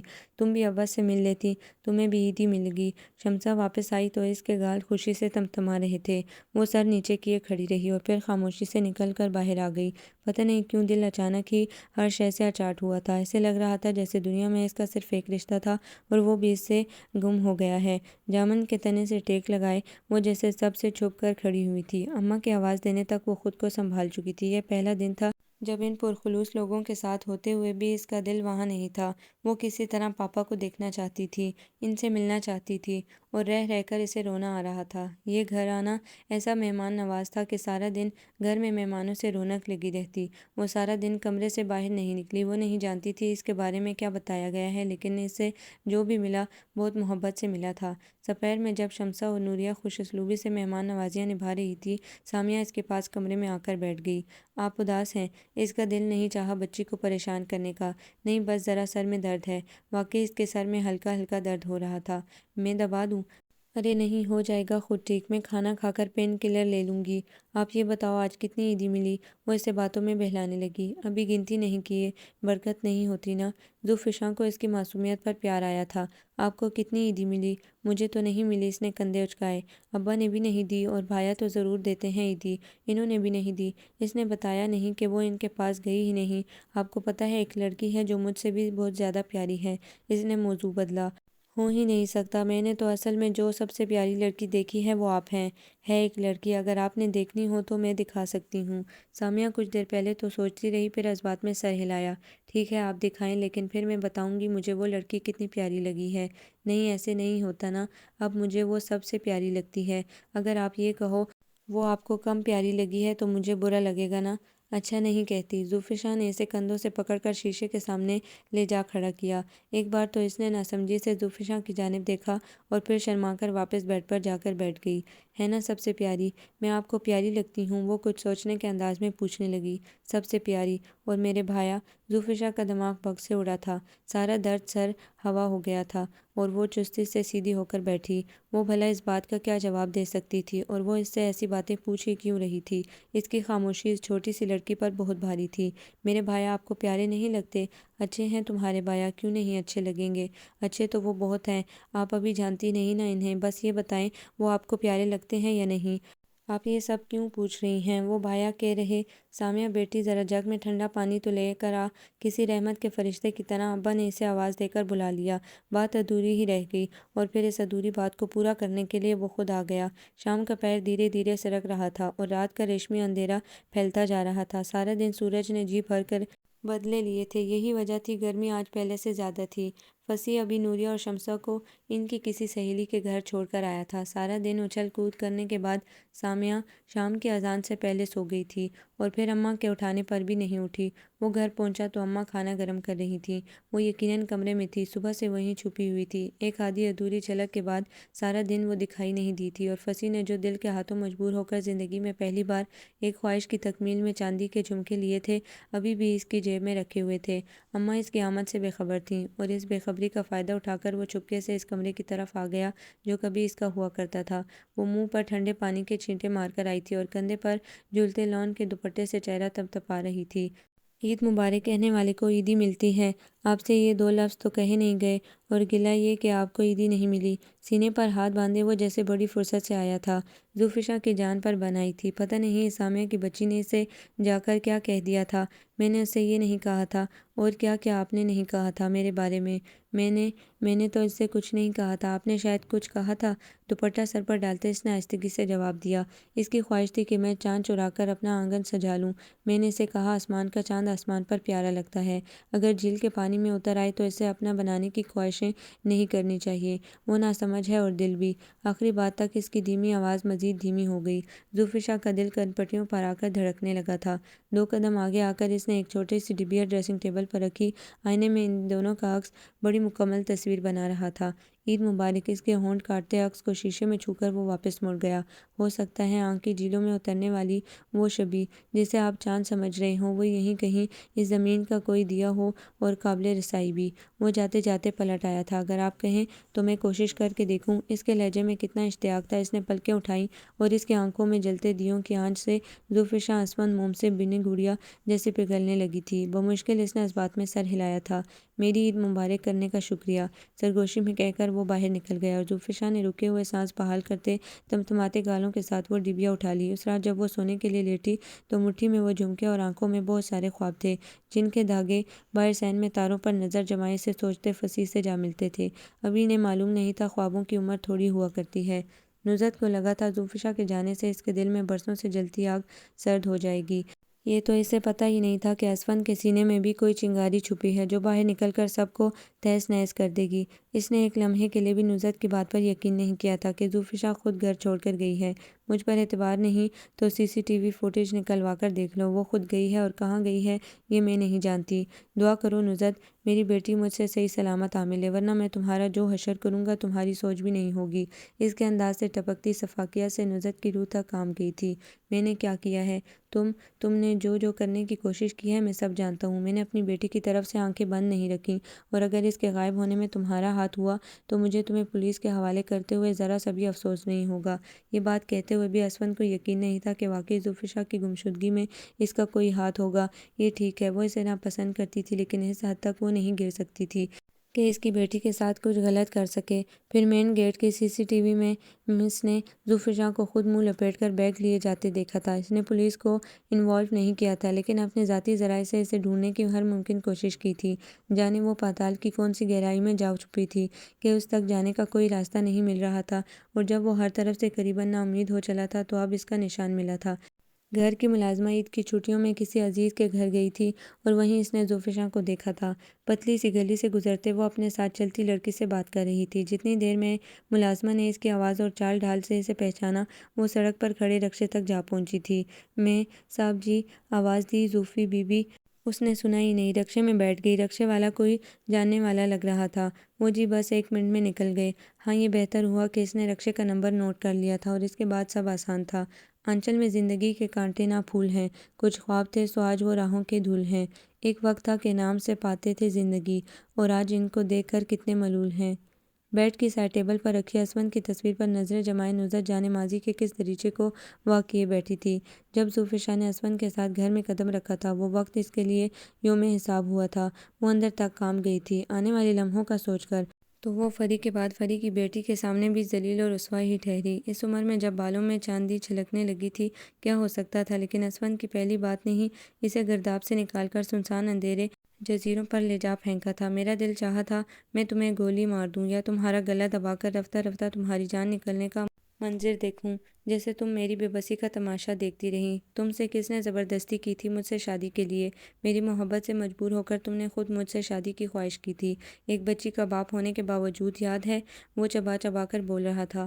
ہاں اس بات سے بہت کچھ یاد آیا تھا اسے، وہ عذاب جو اس کے چھن جانے پر جان پر گزرے تھے، اور وہ بھی جو اس کے ساتھ اس گھر میں گزرے۔ تو وہ جانتا تھا وہ اس کی محبت میں مبتلا رہی ہے، اس کے باوجود اس نے جو سلوک اس کے ساتھ روا رکھا، رائیگانی کا دکھ ایک اور طرح سے اس پر وارد ہوا تھا۔ اسے لگا تھا وہ اسفند کو کبھی دکھائی نہیں دی، لیکن وہ اسے دکھائی دیتی تھی، اسے سمجھتا بھی تھا، لیکن وہ اسے جان بوجھ کر نظر انداز کرتا رہا۔ ایک جیتے جاگتے وجود کی نفی کتنا مشکل کام ہو سکتا ہے وہ سمجھ سکتی تھی، لیکن وہ شخص بڑی سہولت سے یہ کرتا رہا تھا۔ وہ اسے برا بھلا کہتا رہا، آخر میں اس نے اسے گھر سے نکل جانے کا کہا تھا۔ ساری عمر اس کے گھر میں بے وجہ بگاڑ کاٹنے کے بعد اب اسے آزادی مل رہی تھی۔ یہی اگر وہ شروع میں کر دیتا تو شاید وہ زندگی کو کسی اور نظر سے دیکھنے کی صلاحیت حاصل کر لیتی۔ تمہارا گھر ہے، میرا کیا ہے؟ میرا جرم تمہاری عدالت میں ثابت ہوا اور دنیا کی ہر عدالت میں یہی فیصلہ ہوگا، لیکن جو تم نے کیا، جو تم نے میرے ساتھ کیا، اس کے لیے میں تمہیں کبھی معاف نہیں کروں گی۔ تم سب ایک ہی نیچ ذات کے نکلے، کم ظرف۔ میں بھی تم جیسی ہی ہوں، پر اس گھر سے میں ہی کیوں نکلوں؟ تم بھی میرے ساتھ نکلو۔ الجھے بکھرے بالوں کے ساتھ خلاؤں میں نظریں جما کر بولتی وہ جیسے اپنے حواسوں میں نہیں تھی۔ تم جانتے تھے میں تمہیں چاہتی ہوں، اور آج میں دعوے سے کہہ سکتی ہوں میری یہ چاہت یک طرفہ نہیں تھی۔ پھر وہ فری، وہ تمہیں پتنگ بنا کر لے اڑی، تم اس کے ساتھ چل دیے۔ تمہیں تو مجھ سے بہتر مل گئی تھی، تم مجھے کیوں یاد کرتے؟ لیکن میرے پاس کیا تھا؟ ہاں، یہ میری غلطی کہ فری کے بعد بھی تمہاری محبت کے پاگل پن میں تم سے شادی کر لی۔ مجھے کیا ملا؟ سونی کوک، تمہاری بے اعتنائی اور بے رخی۔ تب میرا کیا جرم تھا؟ تم سے محبت۔ تم سب نے مجھے انسان سمجھا ہی نہیں۔ ایک کے بعد ایک شخص نے اپنے بدلے نکالے مجھ سے۔ میں نے تمہیں یہ بات پہلے ہی بتا دی تھی، تم نے سونی گود کیوں قبول کی؟ رہی چاہت کی بات تو وہ صرف پسندیدگی تھی۔ فری میری محبت تھی، جو مجھے اس سے آج بھی ہے۔ جب خدوخال بگڑ جائیں تو آئینے تکلیف دیا کرتے ہیں، اور وہ اس مسخ شدہ شکل کے سامنے آئینہ رکھنے کی غلطی کر رہی تھی۔ وہ کیسے برداشت کرتا؟ تم نے بھی تو یہی کیا نا، سارے بدلے زوفی سے نکالے۔ میری عمر جانتے ہو کتنی ہے؟ اس میں سے صرف وہ چند دن منفی کر دو جو فری سے پہلے تم مجھ سے ملتے رہے۔ اس کے علاوہ کی زندگی میں نے جہنم جھیلے ہیں۔ اپنی زندگی کو عذاب کی طرح بھگتا ہے میں نے۔ میرے اندر اتنی آگ ہے کہ آج بھی قبر سے نکال کر ان کے مردوں کو جلا دوں جنہوں نے مجھے یہ دوزخ بخشے ہیں۔ میں ہوں ایسی، اور تم تو سب جانتے تھے۔ تم سے بھی مسیحائی نہ ہو سکی، بلکہ تمہارا رویہ میری زندگی میں خوشیوں کی خواہش کے تابوت کی آخری کیل ہے۔ تم نے سب سے بڑھ کر اذیت دی مجھے۔ کچھ نہیں دے سکے تو میری گود کو سونا کرنے کا حق کس نے دیا تمہیں؟ نہیں اسفند، یہاں نہیں۔ میں روز حشر تمہارا گریبان پکڑوں گی، روز محشر میدان پکڑوں گی۔ کیا میں نے تمہیں دھوکہ دیا، جھوٹ بولا؟ کیا تم اس بات سے آگاہ نہیں تھے؟ دھوکہ تم نے مجھے دیا۔ تم زوفشاں کی ماں بن کر میری زندگی میں آئی، لیکن ایک دن، ایک لمحے کے لیے اس کی ماں نہ بن سکی۔ وہ کمرے میں چلی آئی۔ اسفند نے اس کا وجود ہی بنجر کر دیا تھا۔ چند دن کی محبت نے اس کی پوری زندگی نگل لی تھی۔ اس وقت اگر اس نے وقتی جذبے سے مغلوب ہو کر یہ فیصلہ نہ کیا ہوتا تو آج زندگی مختلف ہوتی، بلکہ وہ وقتی جذبہ کہاں تھا؟ وہ تو ایک مستقل درد تھا سینے میں، جو آج بھی اپنی جگہ بدرجہ اتم موجود تھا۔ وہ ماما اور فری کے بعد ڈیڈی سے بھی ناراض تھیں۔ وہ اس کا خیال کیوں نہیں رکھ سکے تھے؟ اسفند سے شادی کے بارے میں سوچتے اس نے اندر کہیں یہ تہیہ کیا تھا کہ ایک دن آئے گا جب وہ فری کو اس کے ذہن سے کھرچ دے گی، اور پھر اس کے ساتھ زندگی خوبصورت ہوگی۔ ایک عرصہ پہلے وہ رونا بھول چکی تھی، لیکن اسفند کا زوفشاں کے لیے التفات اس کے سینے میں نیزے کی انی جیسا گڑ جاتا تھا۔ وہ اس آگ میں جلتی تھی، دکھ پر حسد غالب آ گیا تھا، لیکن آج وہ بڑے عرصے بعد اسی ٹوٹی پھوٹی نصرت کو محسوس کر رہی تھی جس کا دل دکھا ہوا تھا۔ اب اس دکھ کے ساتھ بدن پر اتری خزاں کی تھکن بھی تھی۔ اسے علم ہی نہیں ہوا اور وہ رونے لگی تھی۔ بنا آواز کمرے کا دروازہ کھول کر زوفشاں اندر آئی تھی۔ اس کے قدموں کے پاس بیٹھ کر اس نے نصرت کے ہاتھ تھام لیے۔ مجھے نہیں پتا فری ماما کیسی تھیں، میں نے تو آپ کو دیکھا ہے ماما، اور میرے لیے فری ماما آپ سے زیادہ پیاری نہیں ہیں۔ آپ مجھے کیوں نہیں اپنی بیٹی سمجھ سکیں؟ مجھے بتائیں، اتنے سالوں میں کبھی آپ کو مجھ پر پیار نہیں آیا؟ کبھی نہیں لگا میں آپ کی بیٹی ہوں؟ وہ کہہ رہی تھی اور نصرت کو یاد آنے لگا تھا جب زوفشاں چھوٹی تھی وہ کسی وقت اسے سینے سے لگا کر رویا کرتی تھی، اس کا منہ چومتی تھی۔ وہ کتنا ہی ناراض ہوتی، زوفشاں اس کی گود سے نکلنے کو تیار نہ ہوتی تھی۔ جب وہ کچھ بڑی ہوئی تو نصرت اس کے سامنے رو نہیں پاتی تھی۔ ماما آپ کو کیا ہوا ہے؟ میری ماما کو کس نے مارا ہے؟ میں پاپا سے کہوں گی اس کی خوب پٹائی کریں۔ کوٹ اس کے اپنے دل میں تھا۔ بچی کیا جانتی تھی؟ وہی بچی آج اتنا کچھ ہو جانے کے بعد ایک بار پھر اس کے سامنے بیٹھی تھی۔ وہ اور شدت سے رونے لگی تھی۔ قسمت نے اس کے ساتھ جو کیا وہ اس کا زہر سود سمیت اس لڑکی کی زندگی میں منتقل کرنے والی تھی۔ فری یہاں بھی جیت گئی تھی۔ نصرت کا زہر دم توڑ گیا تھا۔ وہ لڑکی محبت کا آب حیات بن کر اس کے سارے زخموں کی مسیحائی کر رہی تھی۔ جو ہو گیا اسے بھول جائیں۔ آپ نے مجھے بیٹی نہیں سمجھا، مجھ سے نفرت کی، لیکن میں آپ سے نفرت نہیں کر سکتی۔ میں تو آپ کو ماں ہی سمجھتی رہی تھی۔ کیوں کیا آپ نے ایسا؟ وہ جانتے بوجھتے یہ سب پوچھ رہی تھی۔ نصرت کے پاس کسی سوال کا کوئی جواب نہیں تھا۔ اس عمر میں خود احتسابی اور سود و زیاں کے حساب بڑے مشکل ہو جاتے ہیں۔ حق پر ہوتے ہوئے بھی ان کھاتوں پر نظر کرنا بڑا مشکل ہوتا ہے، اور وہ تو پھر کلی طور پر حق پر نہیں تھی۔ آنسوں کی روانی میں شدت آ گئی تو اس نے زوفشاں کے سامنے ہاتھ جوڑ دیا۔ کسی بھی شے کا خیال جتنی راحت دیتا ہے، اسفند کی مسلسل تلاش سے خوفزدہ ہو کر وہ جب زوفشاں کے اس گھر میں واپس آنے کا سوچتی تو ایک قیامت کا تصور ذہن میں آتا تھا، لیکن زوفشاں کے رویے نے ساری کہانی بدل دی تھی۔ وہ ہر وقت نصرت کے آس پاس رہتی، اسے چھوٹی چھوٹی باتوں میں مصروف کرنے کی کوشش کرتی۔ نصرت کو اس کی کوشش سمجھ میں آتی تھی اور اس نے کبھی اسے محبت کا اظہار کرنے کا اعتماد ہی نہیں دیا تھا، اور اب اس کے ہر عمل سے محبت پھوٹتی تھی۔ ماما، آپ نے اس سال کوئی سوٹ نہیں سلوایا گرمیوں کا، چلیں کچھ شاپنگ کر کے آتے ہیں۔ نصرت نے نہ نہیں کی تھی۔ محبتیں انمول ہوتی ہیں، محبت چاہے ماں باپ کی ہو، بہن بھائیوں کی ہو، اولاد کی یا شریک سفر کی، ساری محبتیں انمول ہوتی ہیں۔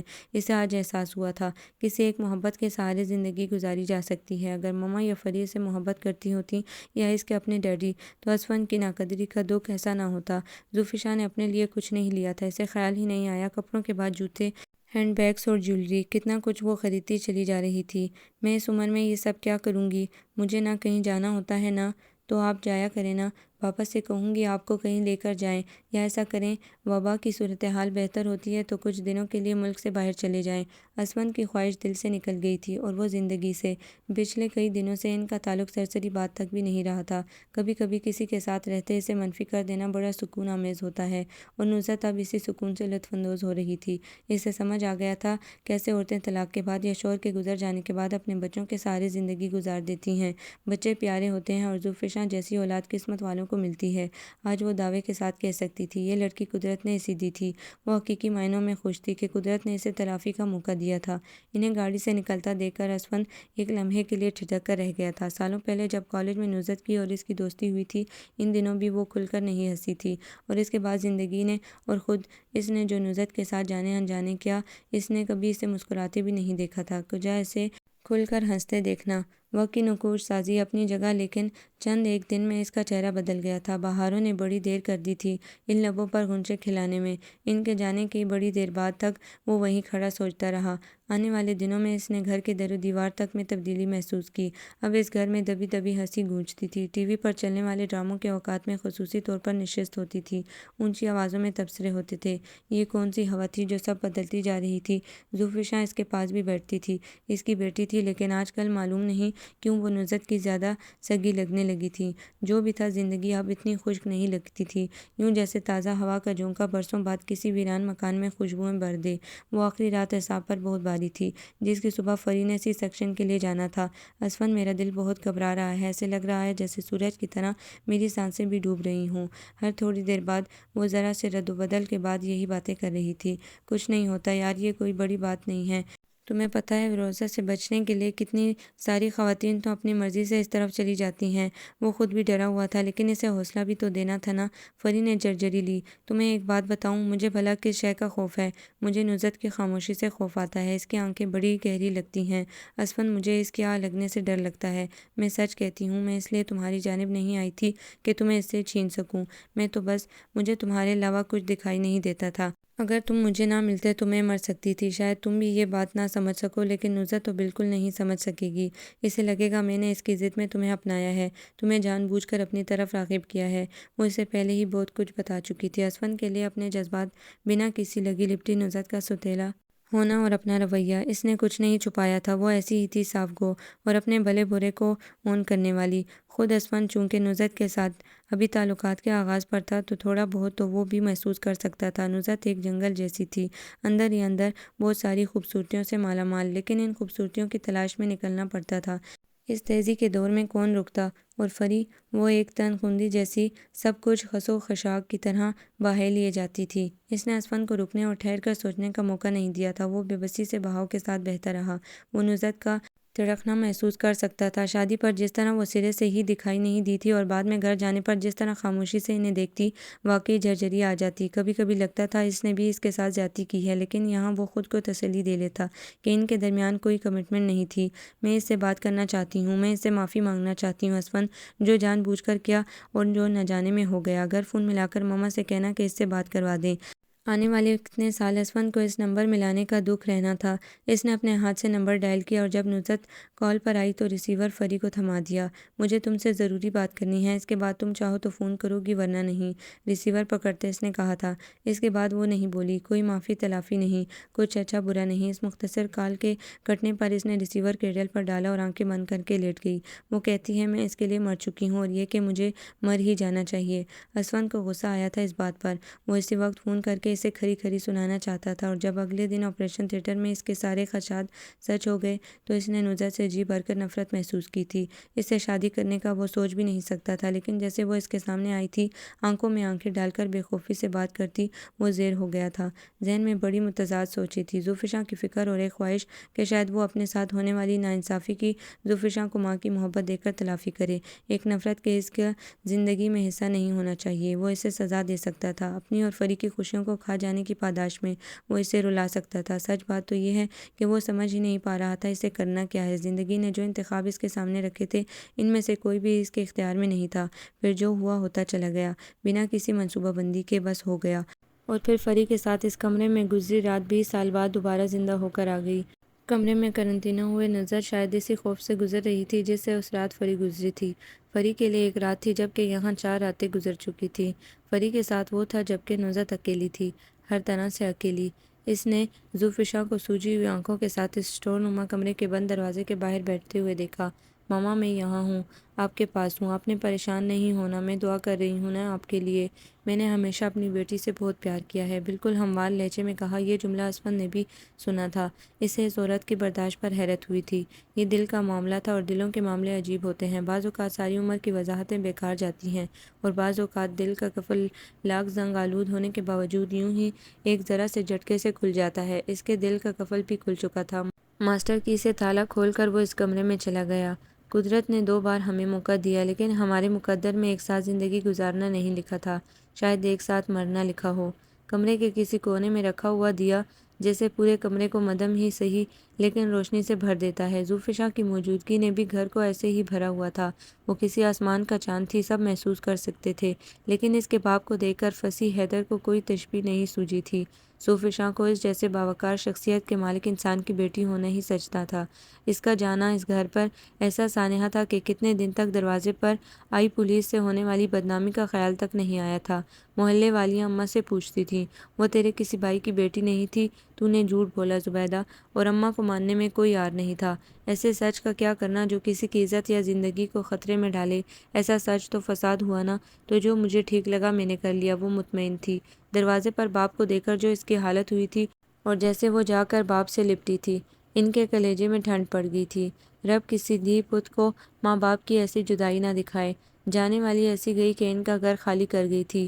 فصیح حیدر کے لیے سارے موسم 2 حصوں میں بٹ گئے تھے، جب وہ یہاں تھی اور جب وہ یہاں نہیں تھی۔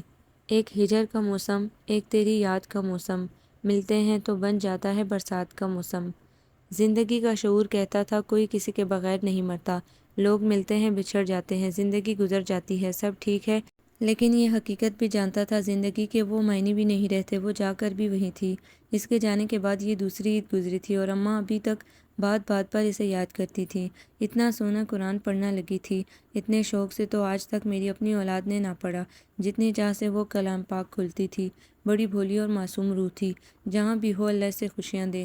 نوریہ اسے اور اس کے کپڑوں کو یاد کرتی۔ عید کے بعد اس نے مشکل سے اس کا دیا سوٹ 2-1 بار پہنا تھا، اور پچھلی عید تک تو اماں بھی منتظر تھیں کہ شاید وہ آئے، لیکن اسے نہیں آنا تھا سو وہ نہیں آئی۔ زندگی ان کے لیے بھی یہاں رکی نہیں تھی۔ فصیح کی سرکاری نوکری لگ گئی تھی، دفتر میں کام زیادہ نہیں تھا، اس لیے بڑی آسانی سے اس نے شام کی کلاسز میں MBA کے لیے داخلہ لے لیا تھا۔ صحن کا ایک حصہ پکا ہو گیا تھا اور باورچی خانے کو باقاعدہ بنوا لیا گیا تھا۔ بظاہر سارے معاملات ٹھیک چل رہے تھے، لیکن سب جانتے تھے کہیں کچھ کمی ہے، بلکہ جانتے تھے کہ کس کی کمی ہے۔ سامیہ چھوٹی تھی لیکن بے جھجک اس سے بات کرتی تھی۔ عید کا تیسرا دن تھا اور فصیح جامن کے درخت کے پاس چارپائی پر لیٹا ہوا تھا۔ عشاء کی اذان ہونے والی تھی۔ سامیہ آ کر اس کے پاس بیٹھ گئی۔ میں ایک بات سوچ رہی تھی بھایا۔ بولو۔ فون بند کر کے اس نے تکیے کی دوسری جانب رکھا۔ وہ ایک تھی، پھر بھی ہم سب اس کی کمی محسوس کرتے ہیں، آج بھی اسے یاد کرتے ہیں۔ ہم اتنے ہیں، کیا وہ بھی ہمیں یاد کرتی ہوگی؟ بھولتا تو کوئی بھی نہیں ہے، لیکن یاد کرنے کے انداز بدل جاتے ہیں، معنی بدل جاتے ہیں۔ دل میں درد کی ایک لہر اٹھی تھی۔ کتنا مشکل ہوتا ہے خود کو یہ بتانا کہ کہیں ہم اہم نہیں رہے۔ اس کا کیا مطلب ہوا؟ وہ ہتھیلیوں کے پیالے میں چہرہ رکھے پوچھ رہی تھی۔ تمہیں یاد ہے کچھ سال پہلے جب ہم ابا کے دوست کے گاؤں گئے تھے اور تم ان کی بکری کا بچہ لینے کے لیے مچل گئی تھی؟ سامیہ کو ہنسی آئی تھی۔ یاد ہے، اور یہ بھی یاد ہے کہ اماں کے منع کرنے پر میں کتنا روئی تھی اور کیسے ابا کے بازو سے لٹکتے ہوئے اسٹاپ تک آئی تھی۔ وہ بکری اور اس کی محبت یاد ہے؟ اس سوال پر سامیہ چپ رہ گئی تھی۔ ہم بھی کہیں نہ کہیں اسے یاد ہوں گے، اور وہ ان دنوں کو یاد کر کے جانے ہنستی ہو کہ کیا دن تھے جب اس کچے مکان میں اسے رہنا پڑا۔ یہی سوچ اور یہی باتیں تھیں جو فصیح کو اس کی جانب قدم بڑھانے سے روکتی تھیں۔ مجبوری میں اگر اسے چند دن یہاں قیام کرنا پڑا تو اس کا مطلب یہ نہیں کہ وہ ہنسی خوشی ساری زندگی یہاں گزارنے پر راضی ہو جائے گی۔ مجبور اور آزاد شخص کے فیصلوں میں فرق ہوتا ہے، اور فصیح کے پاس تھا ہی کیا؟ چند چور نگاہیں، چند جھیپی مسکراہٹیں اور جگنو جیسے چند الفاظ۔ وہ کیسے اس کی تلاش میں نکلتا کہ یہ جگنو اسے منزل تک پہنچا بھی دیتے تو اس بات کی کیا ضمانت تھی کہ آگے ملنے والی کی مرضی ابھی بھی وہی ہوگی جو اس وقت تھی جب وہ یہاں آئی تھی۔ جب اس کا باپ اسے یہاں سے لے کر گیا تھا تو اس نے اپنا کارڈ دیا تھا: میں آپ کا مقروض ہوں اور یہ قرض کسی طرح بھی ادا نہیں ہو سکتا۔ اس کے باوجود میں اگر آپ لوگوں کے کسی کام آ سکا تو مجھے خوشی ہوگی۔ امید کرتا ہوں ایک بار تو مجھے خدمت کا موقع ضرور دیں گے۔ وہ کارڈ ابھی بھی اس کے والیٹ کے کسی خانے میں موجود تھا۔ نہیں تھا تو یقین، اسے ایک بار تو مڑ کر دیکھنا چاہیے تھا، لیکن اس نے شاید بھلا دیا تھا، اور جو بھول جانا چاہے اسے بھولنے کی آسانی دینے سے اپنے لیے آسانی ہوتی ہے۔ ستمبر کے بے رونق دنوں میں یونیورسٹی سے واپس پر وہ گھر نہیں گئی تھی، بلکہ ان راستوں کو کھوجنے لگی تھی جہاں کبھی منزل کا شائبہ محسوس ہوا تھا۔ مٹیالے سے دنوں میں ابھی تپش جاگتی تھی۔ پچھلے ہفتے ماما بتا رہی تھی کہ پاپا کے ایک کاروباری دوست اس کے رشتے کے لیے گھر آنا چاہتے ہیں۔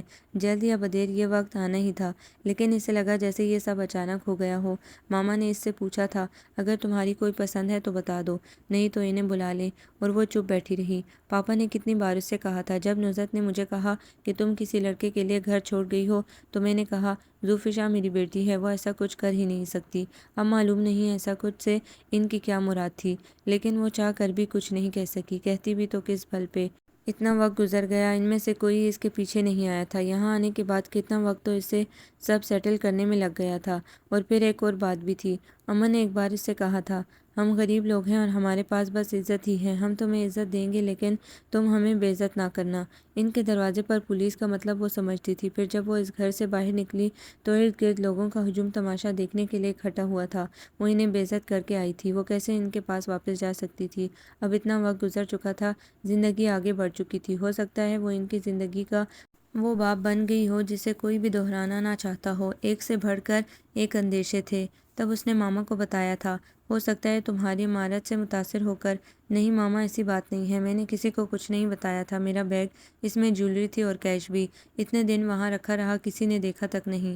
ماما، وہ اور طرح کے لوگ ہیں، اور تمہیں لگتا ہے جس طرح کے وہ لوگ ہیں تم وہاں خوش رہ سکو گی؟ اس نے اقرار میں گردن ہلائی تھی۔ تو پھر تم خود وہاں جا کر دیکھ سکتی ہو کہ وہاں تمہاری جگہ ہے بھی یا وہ موو آن کر چکا ہے۔ زندگی کے ساتھ زہریلے تجربے نہیں کرتے، ایک بار کوشش ضرور کرتے ہیں اپنی خوشی کے لیے۔ اور پھر وہ لوٹ آئی تھی اسی لباس میں جو اسے اماں نے عید پر بنوا کر دیا تھا۔ دروازے سے اندر داخل ہونے میں ایک جھجک مانع تھی، لیکن جب وہ اندر داخل ہوئی تو اسے پتہ چلا اس گھر میں وقت رک رک کر چلتا تھا۔ اب بھی سب وہیں پر ٹھہرا ہوا تھا۔ گھر میں آنے والی چھوٹی چھوٹی تبدیلیوں سے قطع نظر گھر والے سب ویسے ہی تھے۔ ایک بار پھر اس گھر کے مکینوں نے اسے خوش آمدید کہا تھا اور پہلے سے زیادہ گرمجوشی سے گلے لگایا تھا۔ وہ صحن میں جامن کے پیڑ تلے بچھی باندھ کی چارپائی پر بیٹھی تھی۔ شمسہ اور نوریہ تو اس سے ملی تھی جیسے سگی بہنیں ہوں۔ ہم سب نے بہت یاد کیا تمہیں، ہمیں لگا تم ہمیں بھول گئی ہو۔ اماں نے تو پچھلی عیدوں پر آپ کے لیے سوٹ بھی بنوا کر رکھے تھے۔ سامیہ کے کہنے پر اماں نے مسکرا کر اس کے سر پر ہاتھ پھیرا تھا۔ اس عید پر بھی بنوانا ہے، مجھے پتا تھا میری بیٹی آئے گی ضرور۔ اسے لگا ہی نہیں وہ کبھی وہاں سے گئی بھی تھی۔ شمسہ اور نوریہ کے ساتھ مل کر اس نے کھانا بنانے میں مدد کی تھی۔ دھیان سارا اس کی طرف تھا جس کا کسی نے نام تک نہیں لیا تھا۔ تھوڑی دیر بعد وہ آرام کا بہانہ کر کے اسی کمرے میں چلی آئی تھی جو کبھی اس کے استعمال میں رہا تھا۔ سب کچھ ویسے کا ویسا تھا، یہاں تک کہ جب وہ بستر پر بیٹھی تو کھڑکی کی سلاخوں میں ابھی تک ان نگاہوں کا لمس موجود تھا جن سے گال تمتمانے لگتے تھے اور جن کے شوق سے پلکیں بوجھل ہو کر جھک جاتی تھیں۔ آئینہ دیکھ کر اسے لگا جیسے وہ کتنے وقت سے کسی قدیم کہانی کے کردار کی طرح اس میں مقید ہے۔ آئینے میں کہیں وہ عکس بھی سانس لیتا تھا جسے اس نے چھوا تھا۔ اس نے سوچ لیا تھا اس سے یہاں سے کہیں نہیں جانا تھا۔ فصیح حیدر کے پاس دروازے کی چابی تھی، لیکن اسے اچھا لگتا تھا جب اس کی دستک پر بہنیں باغی آتی تھیں۔ سامعہ نے دروازہ کھولا تو ہمیشہ کی طرح رک کر حال چال پوچھنے کے بجائے فوراً باورچی خانے کی طرف بھاگ گئی۔ ذرا کی ذرا حیرت ہوئی تھی، لیکن پھر بآواز بلند سلامتی بھیجنے کے بعد وہ اماں اور ابا کے پاس کمرے میں چلا گیا۔ جا میرا پتر، پہلے کپڑے بدل لے، پانی پی، پھر کھانا کھاتے ہیں۔ وہ ان کے پاس سے اٹھ کر کمرے میں چلا گیا۔ کھلے دروازے پر نیلا جالی دار پردہ پڑا ہوا تھا اور زیرو پاور کے بلب کے ساتھ کمرے کا پنکھا چل رہا تھا۔ اب وہ زیادہ حیران ہوا تھا کہ گھر میں کوئی بھی اتنا لاپرواہ تو نہیں تھا۔ کمرے میں داخل ہوتے اس نے ٹائی نکالی اور ساتھ ہی بتی جلا دی۔ گزرے سالوں میں اس نے کتنی بار اسے یہاں اس گھر میں اس کمرے میں چلتے پھرتے ہوئے تصور کیا تھا، لیکن یہ تصور کبھی اتنا مضبوط نہیں ہوا تھا کہ مجسم دکھائی دے۔ وہ آئینے کے سامنے کھڑی تھی، ایک جھمکا کان میں تھا اور دوسرا وہ ہاتھ سے نیچے گرا بیٹھی تھی۔ زوفشا نے وہ جھمکے بیگ میں رکھے تھے اور اب پہن کر چیک کرنے لگی تھی کہ اگر وہ اسے ان جھمکوں میں دیکھے تو وہ کیسی لگے گی، اور وہ نیکٹائی ہاتھ میں پکڑے حیرت سے اسے تک رہا تھا۔ زوفشا نے پہلی بار اسے پینٹ شرٹ میں ایسے تیار دیکھا تھا۔ بال کچھ بکھرے ہوئے تھے۔ اس کے چہرے پر اشتیاق اور غیر متوقع خوشی کے عکس اتنے پیارے تھے کہ وہ دیکھتی چلی گئی۔ نظر لگا دیں گی آپ؟ مسکراتے ہوئے دھیمے لہجے میں کہتے وہ آگے بڑھا تو زوفشا کی نگاہ از خود جھک گئی۔ نیچے بیٹھ کر اس نے جھمکا اٹھایا تو زوفشا نے جھکے سر کے ساتھ ہاتھ اس کی جانب بڑھا دیا۔ کیا؟ وہ انجان بنا پوچھ رہا تھا۔ میرا جھمکا۔ جس مان سے اس نے میرا جھمکا کہا تھا، فصیح حیدر کا دل چومنے لگا تھا۔ تو یہ معمولی سے جھمکے اس نے یوں ہی تو سنبھال نہیں رکھے تھے؟ پہلے میری چیزیں لوٹائیے جو جاتے جاتے یہاں سے لے گئی تھی۔ یہ جھمکے میرے ہیں، یہ تو واپس نہیں ملیں گے، اور میرا سکون۔ دھڑکنیں منتشر کرتا گمبھیر لہجہ زوفشا کے گالوں پر لالی بکھیر گیا۔ اتنا عزیز تھا تو تلاش میں نکلتے، اب نہیں ملنے والا۔ میں یہاں سے جانے نہیں دوں گا۔ کریں وعدہ؟ بڑی برجستگی سے جواب آیا۔ فصیح کھل کر ہنسا تھا اور اس کے لبوں پر بھی شرمندگی مسکراہٹ دوڑ گئی۔ وعدہ؟ یہ جھمکا اب میں خود اس وقت پہناؤں گا جب مجھے حق حاصل ہوگا، اور تب تک یہ میرے پاس رہے گا۔ ڈن کریں؟ اور یہ جھمکا نہیں تھا، یہ پہلے فصیح کا دل تھا جو وہ لے گئی تھی، اور اب زوفشا کے وجود کا حصہ تھا جو فصیح نے رکھ لیا تھا۔ رمضان کا آخری عشاء شروع ہونے کو تھا۔ زوفشا نے انہیں پہلے ہی بتا دیا تھا کہ اماں اعتکاف پر بیٹھنے والی ہیں، اس لیے وہ دونوں زوفشا کی عیدی دینے جا رہے تھے۔ اس رشتے میں نوزت کا بڑا ہاتھ تھا۔ اسفند ہچکچا رہا تھا۔ میں نے دیکھا ہے وہ گھر اور وہ لوگ، وہاں کوئی آسائش نہیں ہے، الٹا ڈھیر پریشانیوں سے واسطہ پڑ سکتا ہے۔ سچ بات تو یہ ہے کہ وہ بے یقین تھا۔ یہ بڑے بچپنے کی بات لگ رہی تھی اور بے وقوفی کی بھی۔ میں آسائشوں والے گھر میں رہ کر بھی خوش نہیں رہی، اور تم بھی۔ جانتے ہو کیوں؟ کیونکہ ہمارے درمیان محبت نہیں تھی۔ وہ دونوں ایک دوسرے سے محبت کرتے ہیں، یہ کوئی وقتی کشش نہیں ہے۔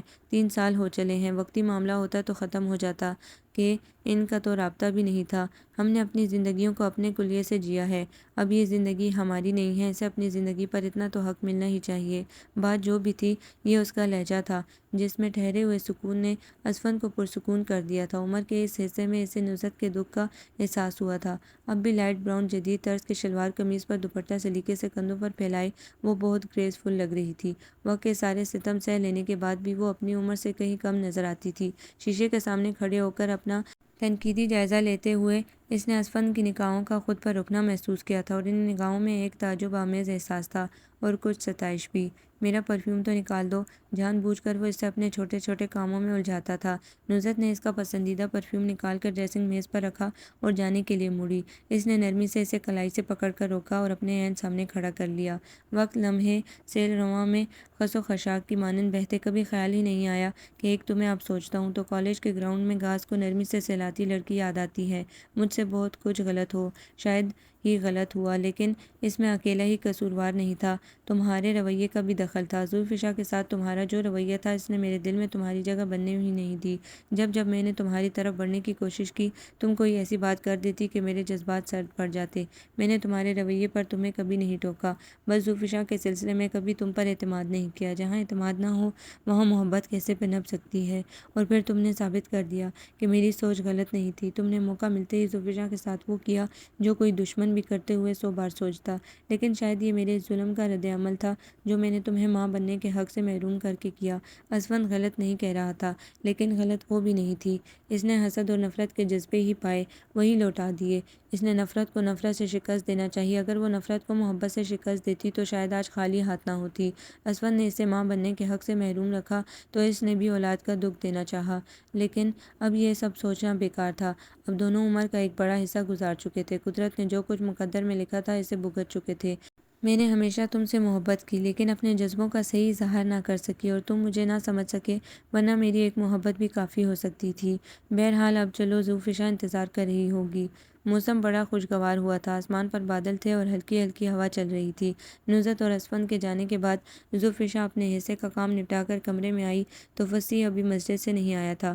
وہ نصرت اور اسفند کی لائی چیزیں ٹھکانے پر رکھنے لگی۔ زندگی میں سب پیارا تھا لیکن ایک گرہ دل میں ماما اور پاپا کے حوالے سے ہمیشہ تکلیف دیتی تھی۔ بظاہر مسکراتے اور ایک دوسرے سے بات کرتے وہ ایلیٹ کلاس کا کوئی مطمئن اور خوش جوڑا دکھائی دیتے تھے، لیکن یہ ذوالفشاں جانتی تھی کہ یہ سب کتنا مصنوعی اور جھوٹا ہے۔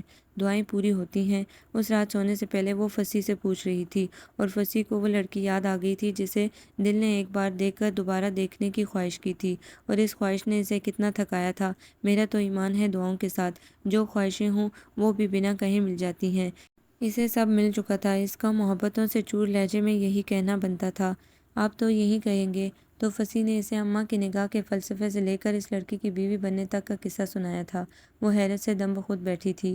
تمہیں دیکھ کر دل میں شعلہ سا لبکا تھا، لیکن اس شعلے سے خوشیوں کا گلزار بننے میں جو وقت لگا اسے پروسیس کا نام دیا جا سکتا ہے۔ دعا کرنے اور قبول ہونے کا درمیانی وقفہ، کبھی یہ مختصر ہوتا ہے کبھی طویل، اور ذوالفشاں فصیح کو اپنے سوال کا جواب مل گیا تھا۔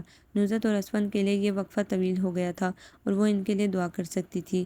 ایک معافی، ایک توبہ یا درگزر کا کوئی ایک لمحہ کبھی کبھی سارے زخموں کا مرہم بن جاتا ہے، اور آنے والی رتوں میں خوشیوں کے کھلنے والے گلابوں کا بیج بھی۔ اسے دعا کرنی تھی کہ نصرت ملال رفتگاں میں مبتلا رہنے کے بجائے زندگی کے دامن سے اپنے حصے کی خوشیاں اکٹھی کر سکے۔ ابھی اسے معلوم نہیں تھا کہ چاند رات کو جب اسفند اسے عمرے پر جانے کی خوشخبری سنائے گا اور آنے والے سالوں میں ان کی قسمت میں ایسے دن بھی ہوں گے جب وہ ذوالفشاں کے بچوں کو گھر رہنے کے لیے لائیں گے اور نصرت ایک بار پھر زندگی کی تھکن بلائے ان کی من پسند کھانے بنائے گی۔ انہوں نے زندگی میں مشکلات کے سوا دیکھا ہی کیا تھا؟ ابھی تو قسمت نے ان کی ساری بہاریں انہیں لوٹانی تھی۔ ابھی وہ وقت تھوڑا دور تھا اور تب تک ذوالفشاں کو صرف دعا کرنی تھی۔ آپ کو یہ ناول کیسا لگا؟ کمنٹس میں اپنی رائے ضرور دیں۔ ہمارے چینل کو لائک کریں، سبسکرائب کریں، شیئر کریں۔